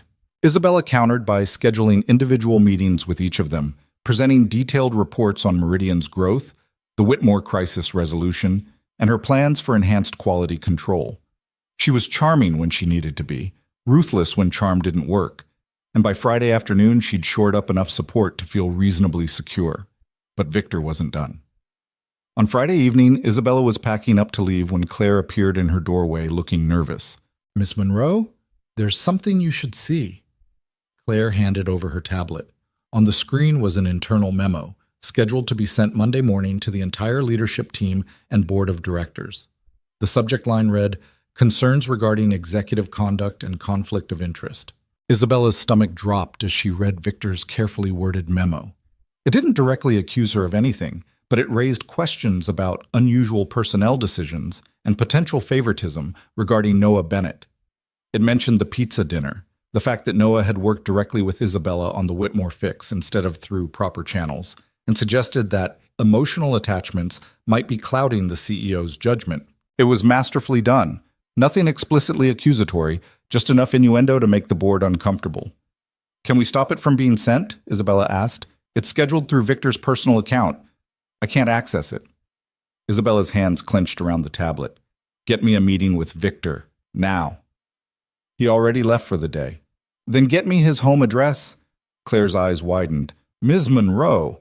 Address, Claire. Now. 20 minutes later, Isabella was standing outside Victor's townhouse in Lincoln Park, her finger pressed hard against his doorbell. Victor opened the door in casual clothes, a glass of wine in his hand, his expression shifting from surprise to smug satisfaction. Isabella, what a pleasant surprise. We need to talk. I'm off the clock, and I have dinner plans. Cancel them. Isabella pushed past him into the townhouse. It was decorated like a showroom. Expensive, tasteful, completely impersonal. You're not sending that memo. I have no idea what you're talking about. Don't play stupid, Victor. The memo about Noah Bennett, about supposed conflicts of interest. You're not sending it. Victor closed the door and took a slow sip of his wine. Actually, I am. The board deserves to know when their CEO is making decisions based on personal feelings instead of business logic. I picked up an employee's daughter from school because he was fixing a crisis that saved the company. There's nothing inappropriate about that. You had dinner with them, alone, in your office. His 7-year-old daughter was there the entire time. And yet, you're meeting him for coffee tomorrow morning at Grounded, 10 o'clock. Isabella's blood went cold. How do you know that? I make it my business to know things. Victor set down his wine glass. Here's how this works. You step down, announce you're taking a sabbatical for personal reasons, and I take over as interim CEO. You get to leave with some dignity, and I don't send the memo. And if I refuse, then Monday morning, the board gets a detailed report raising serious questions about your judgment, your emotional stability, and your ability to lead this company. They'll start an investigation. They'll interview Noah Bennett. They'll dig into every decision you've made in the past month. And even if they don't find anything technically improper, the damage will be done. Your authority will be destroyed. Isabella felt rage burning through her veins. You son of a bitch! I'm a realist. You've been slipping for weeks, distracted, making mistakes, getting emotionally involved with employees. It's only a matter of time before you crash this company into the ground. I'm just speeding up the inevitable. Noah Bennett is the best analyst we have. He saved the Whitmore account.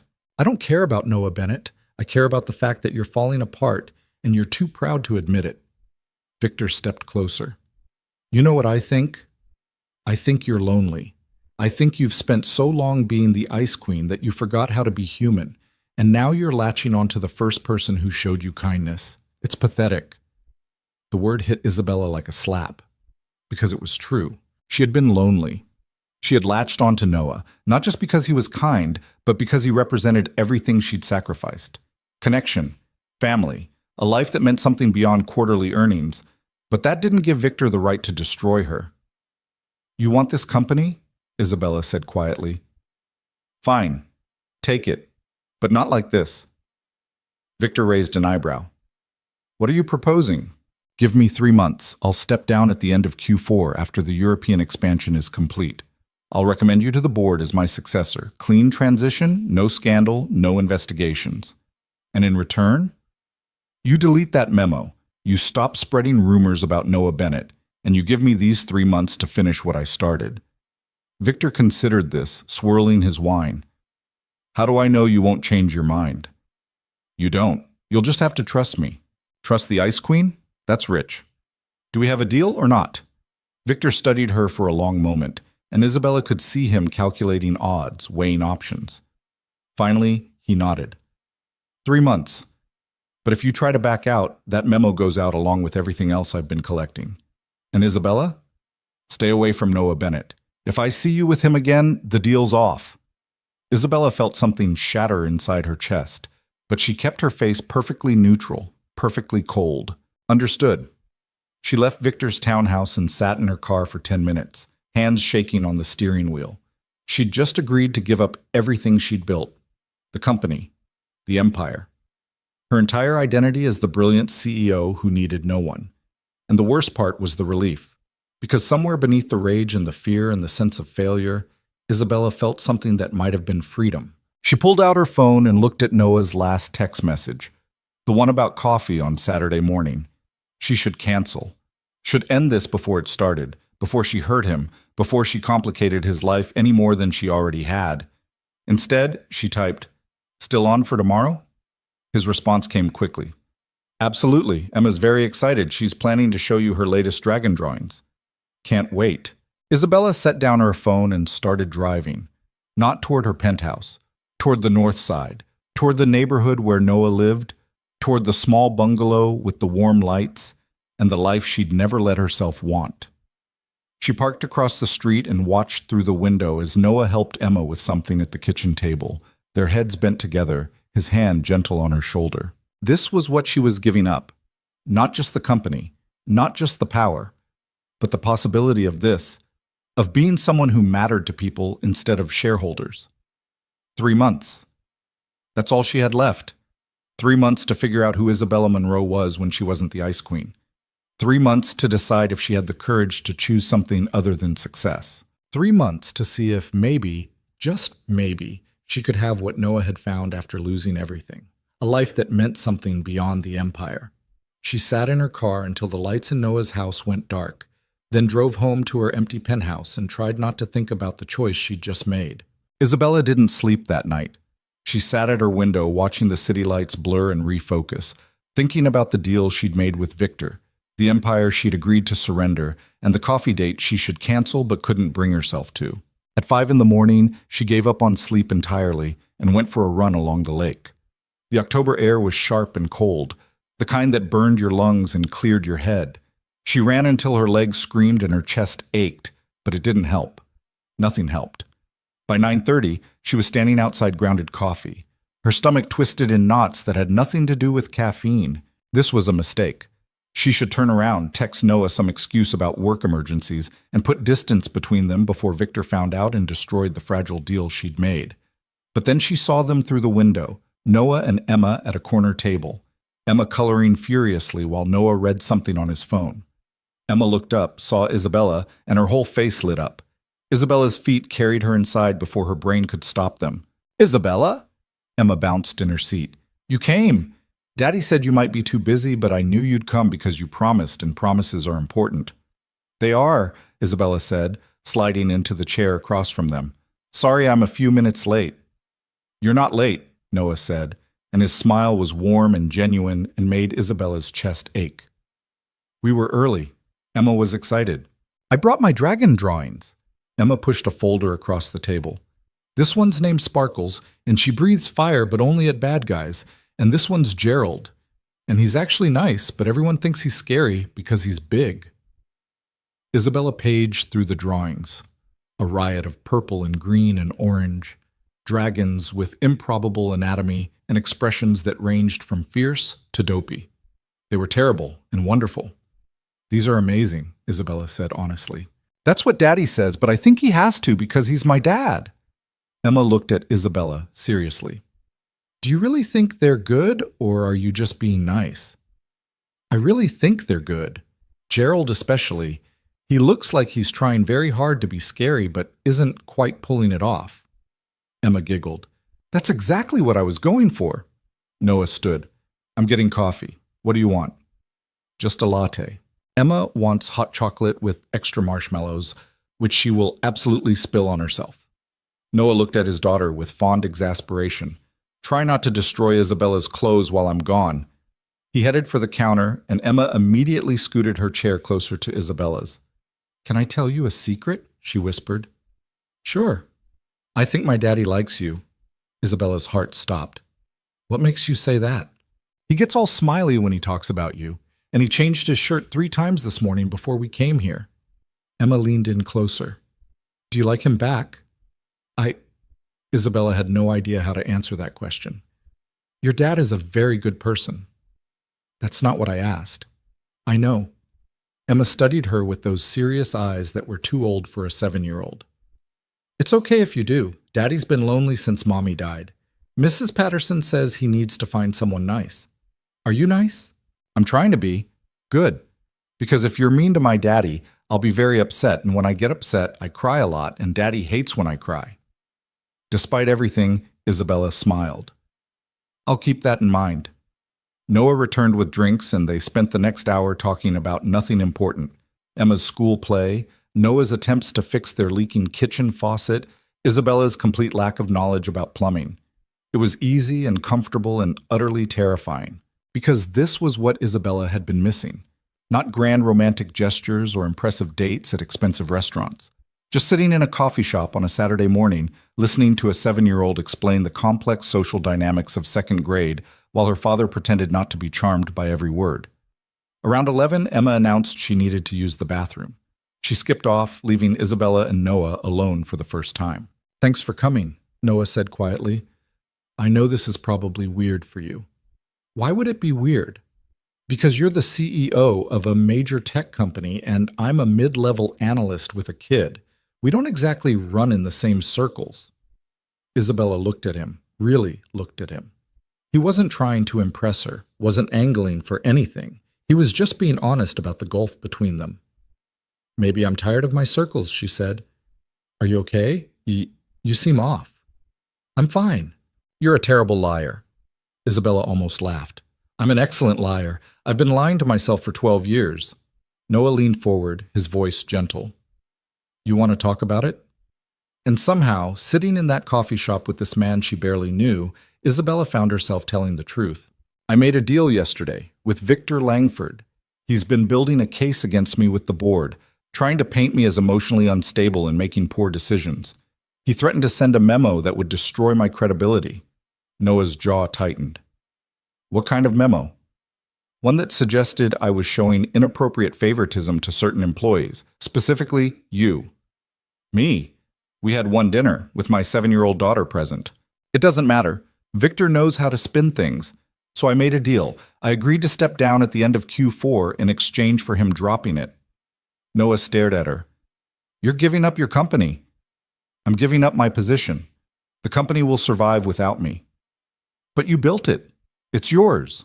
Nothing's really yours if you can sacrifice it all to protect it." Isabella traced the rim of her coffee cup. "And maybe it's time. Maybe I've been holding on to something that stopped mattering years ago." "You don't believe that." "I don't know what I believe anymore." Isabella looked up at him. "A month ago, I had everything figured out. I knew exactly who I was and what I wanted. Then you walked out of a gala to read your daughter a bedtime story, and suddenly everything I'd built felt empty." Noah was quiet for a long moment. When he spoke, his voice was careful. "Isabella, I'm flattered, but I need you to understand something. I'm not looking for romance. I'm not looking for anything complicated. My life is Emma. That's it. That's all I have room for." The words hurt more than they should have. "I know." "Do you? Because from where I'm sitting, it looks like you're going through some kind of crisis and maybe projecting onto me because I represent something you think you want. That's not—" Isabella stopped, "because maybe it was exactly that." "I don't know. Maybe you're right. Maybe I just saw you with Emma and wanted what you have. A life that means something. Your life means something. You've built an incredible company. You've created jobs, changed the industry, proven everyone wrong who said you couldn't do it. And I did it all alone. No one's waiting for me when I get home. No one runs into my arms like I'm the safest place in the world. I have success, Noah. That's all I have." "Then maybe the problem isn't the success. Maybe the problem is thinking you have to choose between success and connection." Emma came skipping back before Isabella could respond, launching into a story about the bathroom having a very squeaky door and how it sounded like a mouse. They stayed another 30 minutes, then walked together through the neighborhood. Emma chattered between them, occasionally grabbing both their hands and making them swing her. It should have felt awkward. Instead, it felt natural, like something Isabella had been missing without knowing it. When they reached Noah's car, Emma hugged Isabella with the unself-conscious affection of a child. "Will you come to my winter concert?" she asked, looking up at Isabella with hopeful eyes. "It's in December. I'm playing a snowflake." "Emma," Noah said gently. "Isabella's probably busy." "I'd love to come," Isabella heard herself say. Emma's face lit up. "Really? Promise?" "Promise." Noah looked at Isabella over his daughter's head, and something passed between them. Not romance, Not even attraction, really. Just understanding. December 16th, Noah said quietly. 7 o'clock at Lincoln Elementary. I'll be there. Isabella walked back to her car feeling lighter than she had in weeks. She'd just committed to a second-grade winter concert in the middle of what should be the busiest quarter of her career. It was impractical and unprofessional and absolutely the right choice. For the first time in 12 years, Isabella Monroe was choosing something other than work. The following weeks were brutal. Isabella threw herself into the European expansion with manic energy, determined to finish what she'd started before stepping down. She worked 16-hour days, attended endless meetings, negotiated contracts in 3 different time zones. But she also did something she'd never done before. She left work at 5:30 every Thursday. Because Emma had art class on Thursdays, and Noah had mentioned that the school's art program was barely funded, surviving on donations and volunteer time. So Isabella started showing up. She didn't announce herself, didn't make a big production of it. She just quietly wrote a check to the school's arts foundation. Anonymous, substantial enough to fund the program for 2 years, and then started volunteering on Thursday afternoons. The art teacher, a woman named Ms. Chen, who looked like she'd been teaching since the Carter administration, accepted Isabella's help with minimal questions, probably because she was desperately understaffed and didn't care if her new volunteer was the CEO of a tech company or a convicted felon as long as she could help organize supplies. Isabella found herself sitting at kid-sized tables, helping second graders mix paint colors and explaining why you shouldn't eat the glue even though it smells good. Emma was delighted to have her there, showing off every project, introducing Isabella to her friends as my daddy's friend who has a fancy office. Noah showed up at pickup time looking tired and grateful, and every week he'd thank Isabella for coming. You don't have to do this, he said one Thursday in early November. I know. Then why? Isabella looked at Emma, who was showing another kid her painting of what might have been a flower, or possibly an octopus. Because this matters, more than quarterly reports or board meetings, or any of the stuff I usually spend my time on. You're a strange person, Isabella Monroe. I'm figuring that out. At work, the tension with Victor was a constant simmer. He watched her like a hawk, looking for any excuse to accelerate the timeline. Isabella was careful to avoid Noah at the office, communicating only through email and keeping everything scrupulously professional. But she couldn't avoid the board forever. In late November, Martin Reeves called an emergency meeting. Isabella walked into the conference room to find all 7 board members assembled, with Victor sitting in the corner looking like he'd just won the lottery. Isabella, Martin said, his voice heavy with something that might have been regret. We need to discuss the company's leadership structure. I'm aware. Victor and I have already discussed this. I'll be stepping down at the end of Q4. We think it should happen sooner. Isabella's stomach dropped. How much sooner? End of December. We want Victor in place before the new year. That's 5 weeks. The European expansion isn't complete. Victor can handle the expansion. Isabella looked around the table. Sarah Goldstein wouldn't meet her eyes. David Park was studying his phone. Only Jennifer, sitting at the far end, looked genuinely angry. This is premature, Jennifer said. Isabella's doing exactly what she said she'd do, finishing her projects and preparing for transition. The board has made its decision, Martin said. Isabella, we appreciate everything you've done for this company, but it's time for new leadership. Isabella felt rage and humiliation burning through her, but beneath it was something else, something that might have been relief. Fine, she said quietly. I'll prepare a transition plan. Already done. Victor slid a folder across the table. I've outlined the handoff process. You'll have until December 31st to close out current projects. After that, I'll take over as CEO. Isabella took the folder without opening it. Is there anything else? Just one thing. Martin cleared his throat uncomfortably. There have been concerns raised about your conduct over the past few weeks, specifically regarding Noah Bennett. Isabella's blood went cold. What about him? You've been spending significant time with him and his daughter, volunteering at her school, meeting for coffee. It creates an appearance of impropriety. There's nothing improper. I've been volunteering at an underfunded elementary school art program. Noah's daughter happens to be in that program. Nevertheless, it looks inappropriate. We're asking you to cease all personal contact with Mr. Bennett, effective immediately. Jennifer stood up. This is bullshit. Isabella's private life is none of the board's business. It is when it affects the company's reputation, Victor said smoothly. And frankly, a CEO showing special treatment to a mid-level analyst she's personally involved with raises serious ethical questions. I'm not personally involved with him. Then it should be easy to stop seeing him. Victor smiled. Consider it a condition of your severance package. Isabella felt the trap close around her. If she argued, she'd look guilty. If she agreed, she'd be admitting there was something to hide. Fine, she said.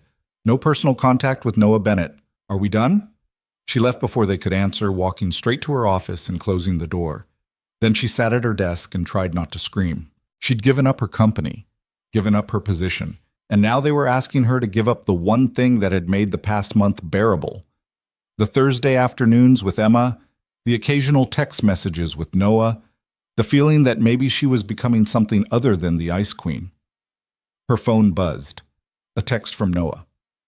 Emma's asking if you're coming to art class tomorrow. I told her you're probably busy with work stuff. She's disappointed, but she understands. Isabella stared at the message for a long time. She could text back something vague and professional, could start the process of separating herself from Noah and Emma before it got any more complicated. Or she could tell the truth. She typed, I'll be there. I promised Emma I'd come, and I don't break promises. Noah's response came a few minutes later. Thank you. It means a lot to her. And to me. Isabella set down her phone and made a decision. The board could have her company. They could have her title. They could have everything she'd built over 12 years of blood and sacrifice. But they couldn't have this. Couldn't force her to abandon a 7-year-old girl who'd somehow wormed her way into Isabella's carefully protected heart.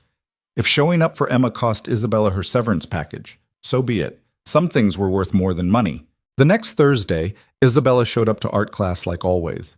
Emma's face lit up when she saw her. You came! I was afraid you wouldn't! I promised, didn't I? They spent the afternoon making paper snowflakes for the winter concert. Emma was terrible at cutting straight lines, so her snowflakes looked more like irregular blobs with holes. She thought they were perfect. These are going to be decorations for my concert, she explained seriously. Everyone's parents are supposed to make them, but Daddy's not good at art stuff, so I asked if you could help me instead. I'd be honored. They cut snowflakes until Isabella's hands cramped, and Emma had paper scraps in her hair. When Noah showed up at 5:30, he took one look at them covered in paper bits and laughed. Productive afternoon? Very, Isabella said. Emma's making enough snowflakes to cause a blizzard. That's my girl, overachiever. Noah helped Emma gather her things. You want to grab dinner with us? There's a pizza place nearby that Emma loves. Isabella knew she should say no. Knew that every minute she spent with them was ammunition Victor could use. But Emma was looking at her with such hopeful eyes, and Noah was smiling like it was the most natural thing in the world, and Isabella was so tired of doing the smart thing. I'd love that. Dinner was chaos. Emma spilled soda on herself, argued passionately that pineapple belonged on pizza, and told a rambling story about a boy in her class who ate paste and had to go to the nurse. Noah listened with the patience of a saint, occasionally interjecting with questions that kept the story moving. Isabella watched them and felt something shift in her chest. This wasn't perfect. It was messy and loud and occasionally sticky. But it was real in a way her penthouse and her empire had never been. After dinner, Noah walked Isabella to her car while Emma skipped ahead, burning off energy. Thanks for coming, he said quietly. You didn't have to. I wanted to. Even though it's probably causing you problems at work? Isabella looked at him sharply. How did you know? Victor's been asking questions. About us. Whether we're dating, how often we see each other. I'm not stupid, Isabella. I can tell he's building a case. He already built it. The board's forcing me out 5 weeks early, partially because of the Whitmore thing, partially because they think I'm emotionally compromised. By you. Noah stopped walking. I'm sorry. I never meant to us. This isn't your fault. Victor was looking for an excuse to push me out. You just happened to be convenient. So what are you going to do? I'm going to finish the European expansion, transition my projects, step down with my head high, and keep showing up to art class on Thursdays because I promised Emma I would. The board won't like that. The board can bite me. Noah actually laughed. There's the Ice Queen I've heard about. I'm not the Ice Queen anymore. I'm just Isabella, and Isabella keeps her promises. They stood there in the parking lot, Emma dancing around a lamppost nearby, and Isabella felt the last of her carefully constructed walls crumble. I'm going to miss this, she said quietly. When everything's over and I'm not coming to art class anymore, I'm going to miss it. Who says you have to stop coming? Emma loves having you there, and honestly, so do I. You barely know me. I know you're brilliant and terrifying and secretly kind. I know you care more than you let on. I know you show up when it matters. Noah smiled. That's enough for me. I don't know what I'm doing, Noah. I'm giving up my company, throwing away 12 years of work. And for what? To volunteer at an elementary school art program? Is that really what you think you're doing? Throwing it away? What else would you call it? I'd call it choosing something different, something that matters in a different way. Noah looked at Emma, now attempting to cartwheel unsuccessfully. When Rachel died, I had to make a choice. Keep climbing the corporate ladder and miss Emma growing up, or step back and be the parent she needed. Everyone told me I was throwing away my career, wasting my potential. But you did it anyway. Because I realized potential isn't just about how high you climb. It's about how much you matter to the people who need you. He turned back to Isabella. You matter to Emma. You matter to that art program. Maybe that's not building an empire, but it's building something real. Isabella felt tears prick her eyes. She couldn't remember the last time she'd cried. I don't know how to be someone who matters to people instead of shareholders. You're already doing it. You just have to stop being afraid of it. Emma came running back, breathless. Daddy, can Isabella come to my concert? Please? She promised, but I want to make sure. December 16th, Isabella said. 7 o'clock. I'll be there. Even if you're busy? Even if I'm busy. Emma hugged Isabella hard, and Isabella hugged her back, feeling something warm and terrifying settle in her chest. This was what she'd been missing, this feeling of being needed for something other than her brain or her strategic vision or her ability to close deals. Just being needed. The next 3 weeks were a blur. Isabella worked 18-hour days closing out projects, documenting processes, preparing Meridian for life without her. The European expansion launched successfully. The Q4 numbers came in strong. Everything was perfect, except Isabella felt like she was dying inside. Every Thursday, she showed up to art class. Every Thursday, Emma talked about the winter concert. And every Thursday, Isabella felt the distance between her old life and whatever came next growing wider. On December 15th, the day before the concert, Isabella cleaned out her office. 12 years of work fit into 3 boxes. Awards, photos from conferences, a few books she'd reference. The rest was just stuff. Expensive stuff, but still just stuff. Jennifer came by as Isabella was taping up the last box. I can't believe you're actually going through with this, Jennifer said. I don't have much choice. You always have a choice. You could fight, expose Victor's manipulation, go to the press, and destroy the company in the process? No. I built Meridian to last. It'll be better without me dragging it into a scandal. Jennifer sat on the edge of Isabella's desk. Do you regret it? Any of it? Building the company? No, sacrificing everything else to build it? Every single day. What are you going to do after? I have no idea. Isabella looked around her empty office. For the first time in my adult life, I have absolutely no plan. It's terrifying. It's also kind of exciting. You could do anything. I'm not sure I know how to do anything except be a CEO. Then learn. You're brilliant, Izzy. You'll figure it out. They hugged, and Isabella let herself be human for just a moment. Let herself feel the loss and the fear and the strange relief of knowing that tomorrow, for the first time in 12 years, she'd wake up with nowhere she had to be. That night, Isabella couldn't sleep. She kept thinking about the concert, about seeing Emma perform, about sitting in an elementary school gym instead of a boardroom. At midnight, she got a text from Noah. Emma's too excited to sleep. She's practicing her snowflake dance in the living room. Send help. Isabella smiled. Tell her to save her energy for tomorrow. She needs to be perfect. She doesn't need to be perfect. She just needs to have fun. Those aren't mutually exclusive, says the recovering perfectionist. I'm not recovering. I'm just relocating my perfectionism to different areas. Like cutting paper snowflakes? Exactly like cutting paper snowflakes. There was a pause, then, I'm glad you're coming tomorrow. It means a lot to Emma, to both of us. Isabella stared at that message for a long time before responding. I wouldn't miss it for anything. December 16th dawned cold and bright. Isabella spent the morning finishing the last of her transition documents, then officially submitted her resignation effective December 31st. She expected to feel devastated. Instead, she felt light. At 6:30, she drove to Lincoln Elementary. The parking lot was packed with parents, and the gym was decorated with the snowflakes Emma and her classmates had made. They hung from the ceiling on fishing line, spinning slowly in the heat from the vents. Isabella found a seat in the back and waited. The concert was exactly what you'd expect from a second-grade winter performance. Kids forgot their lines. Someone's costume fell off mid-song. A kid in the front row waved at his parents through the entire show. It was perfect. Emma appeared in the third number, wearing white and covered in glitter. She was supposed to be a snowflake drifting gently to earth. She looked more like a glitter bomb having a seizure. Isabella loved every second of it. When Emma spotted her in the crowd, her face lit up so bright it could have powered the building. She waved enthusiastically, completely breaking character, and Isabella waved back. After the concert, parents crowded the gym, taking photos and congratulating their kids. Isabella hung back, not sure where she fit in this world of normal families and PTA moms. Then Emma came running through the crowd, still covered in glitter, and crashed into Isabella's legs. You came! You really came! I promised, didn't I? But you're so important and busy, and I thought maybe you'd forget. I didn't forget. Isabella knelt down to Emma's level. You were amazing up there. I messed up the turning part.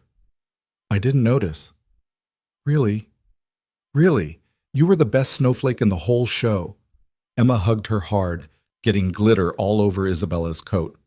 Isabella didn't care. Noah appeared, phone in hand. Picture time. Emma, go stand with Isabella. Can we take one with all three of us? Emma asked. Noah hesitated, glancing at Isabella. She knew what he was thinking, that this looked like a family photo, that it would be weird, that they weren't that. Yes, Isabella said firmly. Let's take one together. They found another parent to take the photo. Emma stood between them, holding both their hands, grinning like she'd won the lottery. Noah's arm was around Isabella's shoulders, and Isabella's was around his waist, and it felt so natural it scared her. The flash went off, capturing the moment forever. Later, after most of the crowd had cleared out, Noah walked Isabella to her car. Emma had gone home with a friend for a sleepover, so it was just the two of them in the cold December night. Thanks for coming, Noah said. I know how busy you are with the transition. I'm not busy anymore. Tomorrow's my last day. Noah stopped walking. You're really doing it, leaving Meridian. They made the choice pretty easy, but yeah, I'm done. How do you feel? Terrified. Relieved.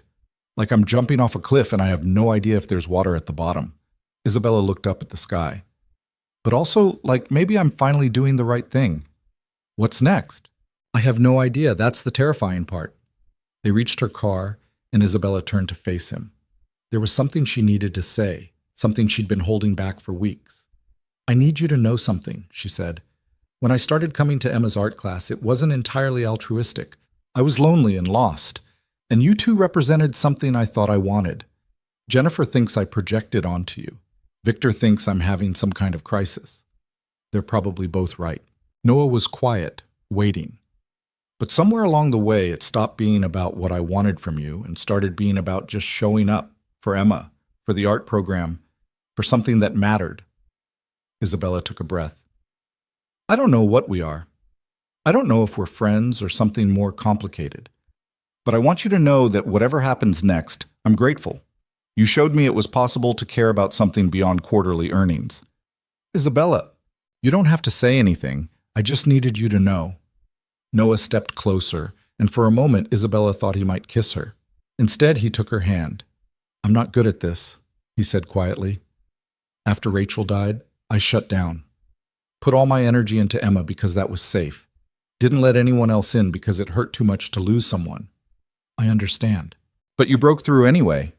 Somehow you and your fancy office and your terrible attempts at cutting straight lines made me remember that maybe I'm allowed to care about someone other than my daughter. Isabella's heart was pounding. What are you saying?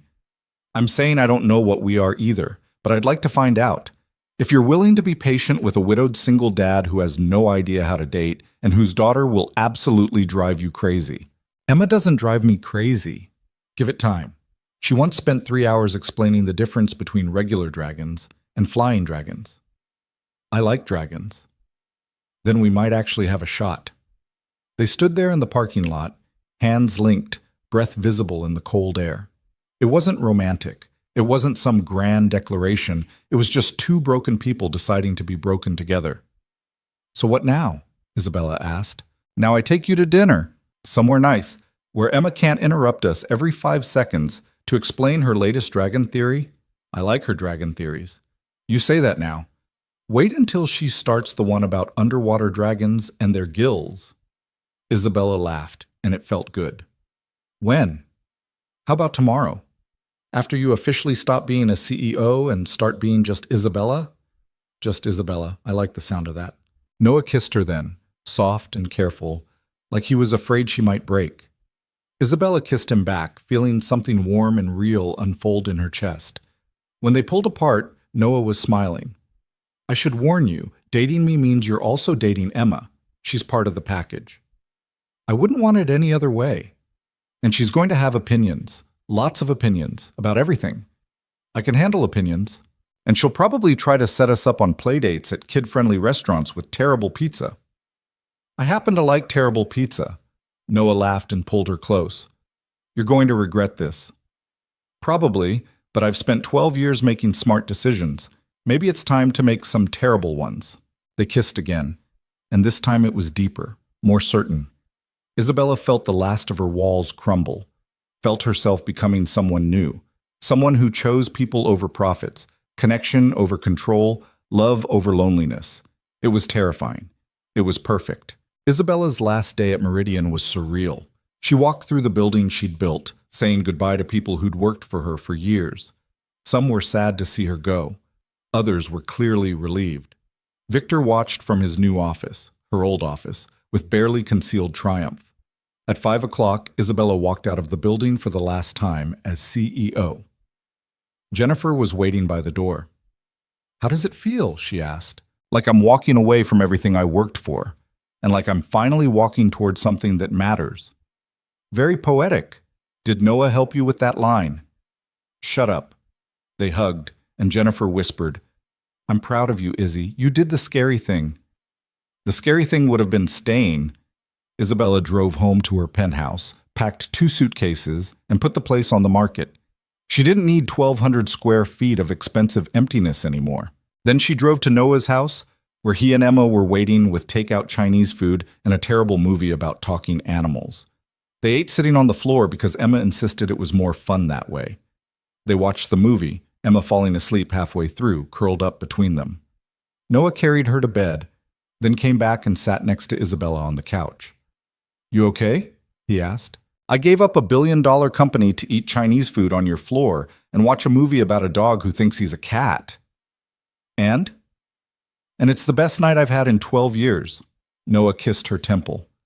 Just wait until Emma wakes up at 6 tomorrow and demands pancakes. Then you'll really question your life choices. I'm looking forward to it. And she was. For the first time in her adult life, Isabella Monroe was looking forward to tomorrow, not because of what she'd achieve or accomplish or build, but because of who would be there when she woke up. A man who'd rebuilt his life around love instead of ambition. A little girl who believed in dragons and thought Isabella hung the moon. A future that had nothing to do with quarterly earnings and everything to do with showing up for the people who mattered. 6 months later, Isabella was working as a consultant for tech startups, helping young CEOs avoid the mistakes she'd made. She made a fraction of what she'd earned at Meridian, but she also left work at 5:30 every day and never checked email after dinner. She and Noah were taking things slow, slower than Isabella had ever taken anything in her life. But slow felt right, felt sustainable. Emma called her Isabella most of the time, but occasionally Isabella, who's not my mom but is kind of like a mom. It was clunky and perfect. They had dinner together most nights, sometimes at Noah's small bungalow, sometimes at the apartment Isabella had rented, much smaller than her penthouse, much warmer. Emma had already claimed the guest room for sleepovers and filled it with dragon drawings. On a warm June evening, the three of them walked through the city toward a small ice cream shop Emma loved. Emma skipped ahead, chasing a pigeon, while Noah and Isabella walked hand in hand. "You ever regret it?" Noah asked. "Giving up Meridian?"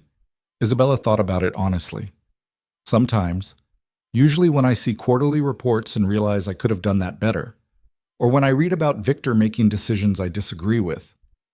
But then I come home, and Emma's waiting to show me her latest dragon drawing, and you're making dinner even though you're terrible at cooking, and I realize I traded an empire for a life. And a life is worth so much more. Even when the life involves explaining to Emma why she can't have a real dragon as a pet? Especially then." Emma came running back, breathless. "Can I get the kind with gummy bears in it?" "You can get whatever you want, Sunshine," Noah said. "Isabella, what are you getting?" "I don't know. What do you recommend?" Emma grabbed Isabella's hand, pulling her toward the shop. "Come on, I'll show you all the best ones." Isabella let herself be pulled along, feeling something warm and complete settle in her chest.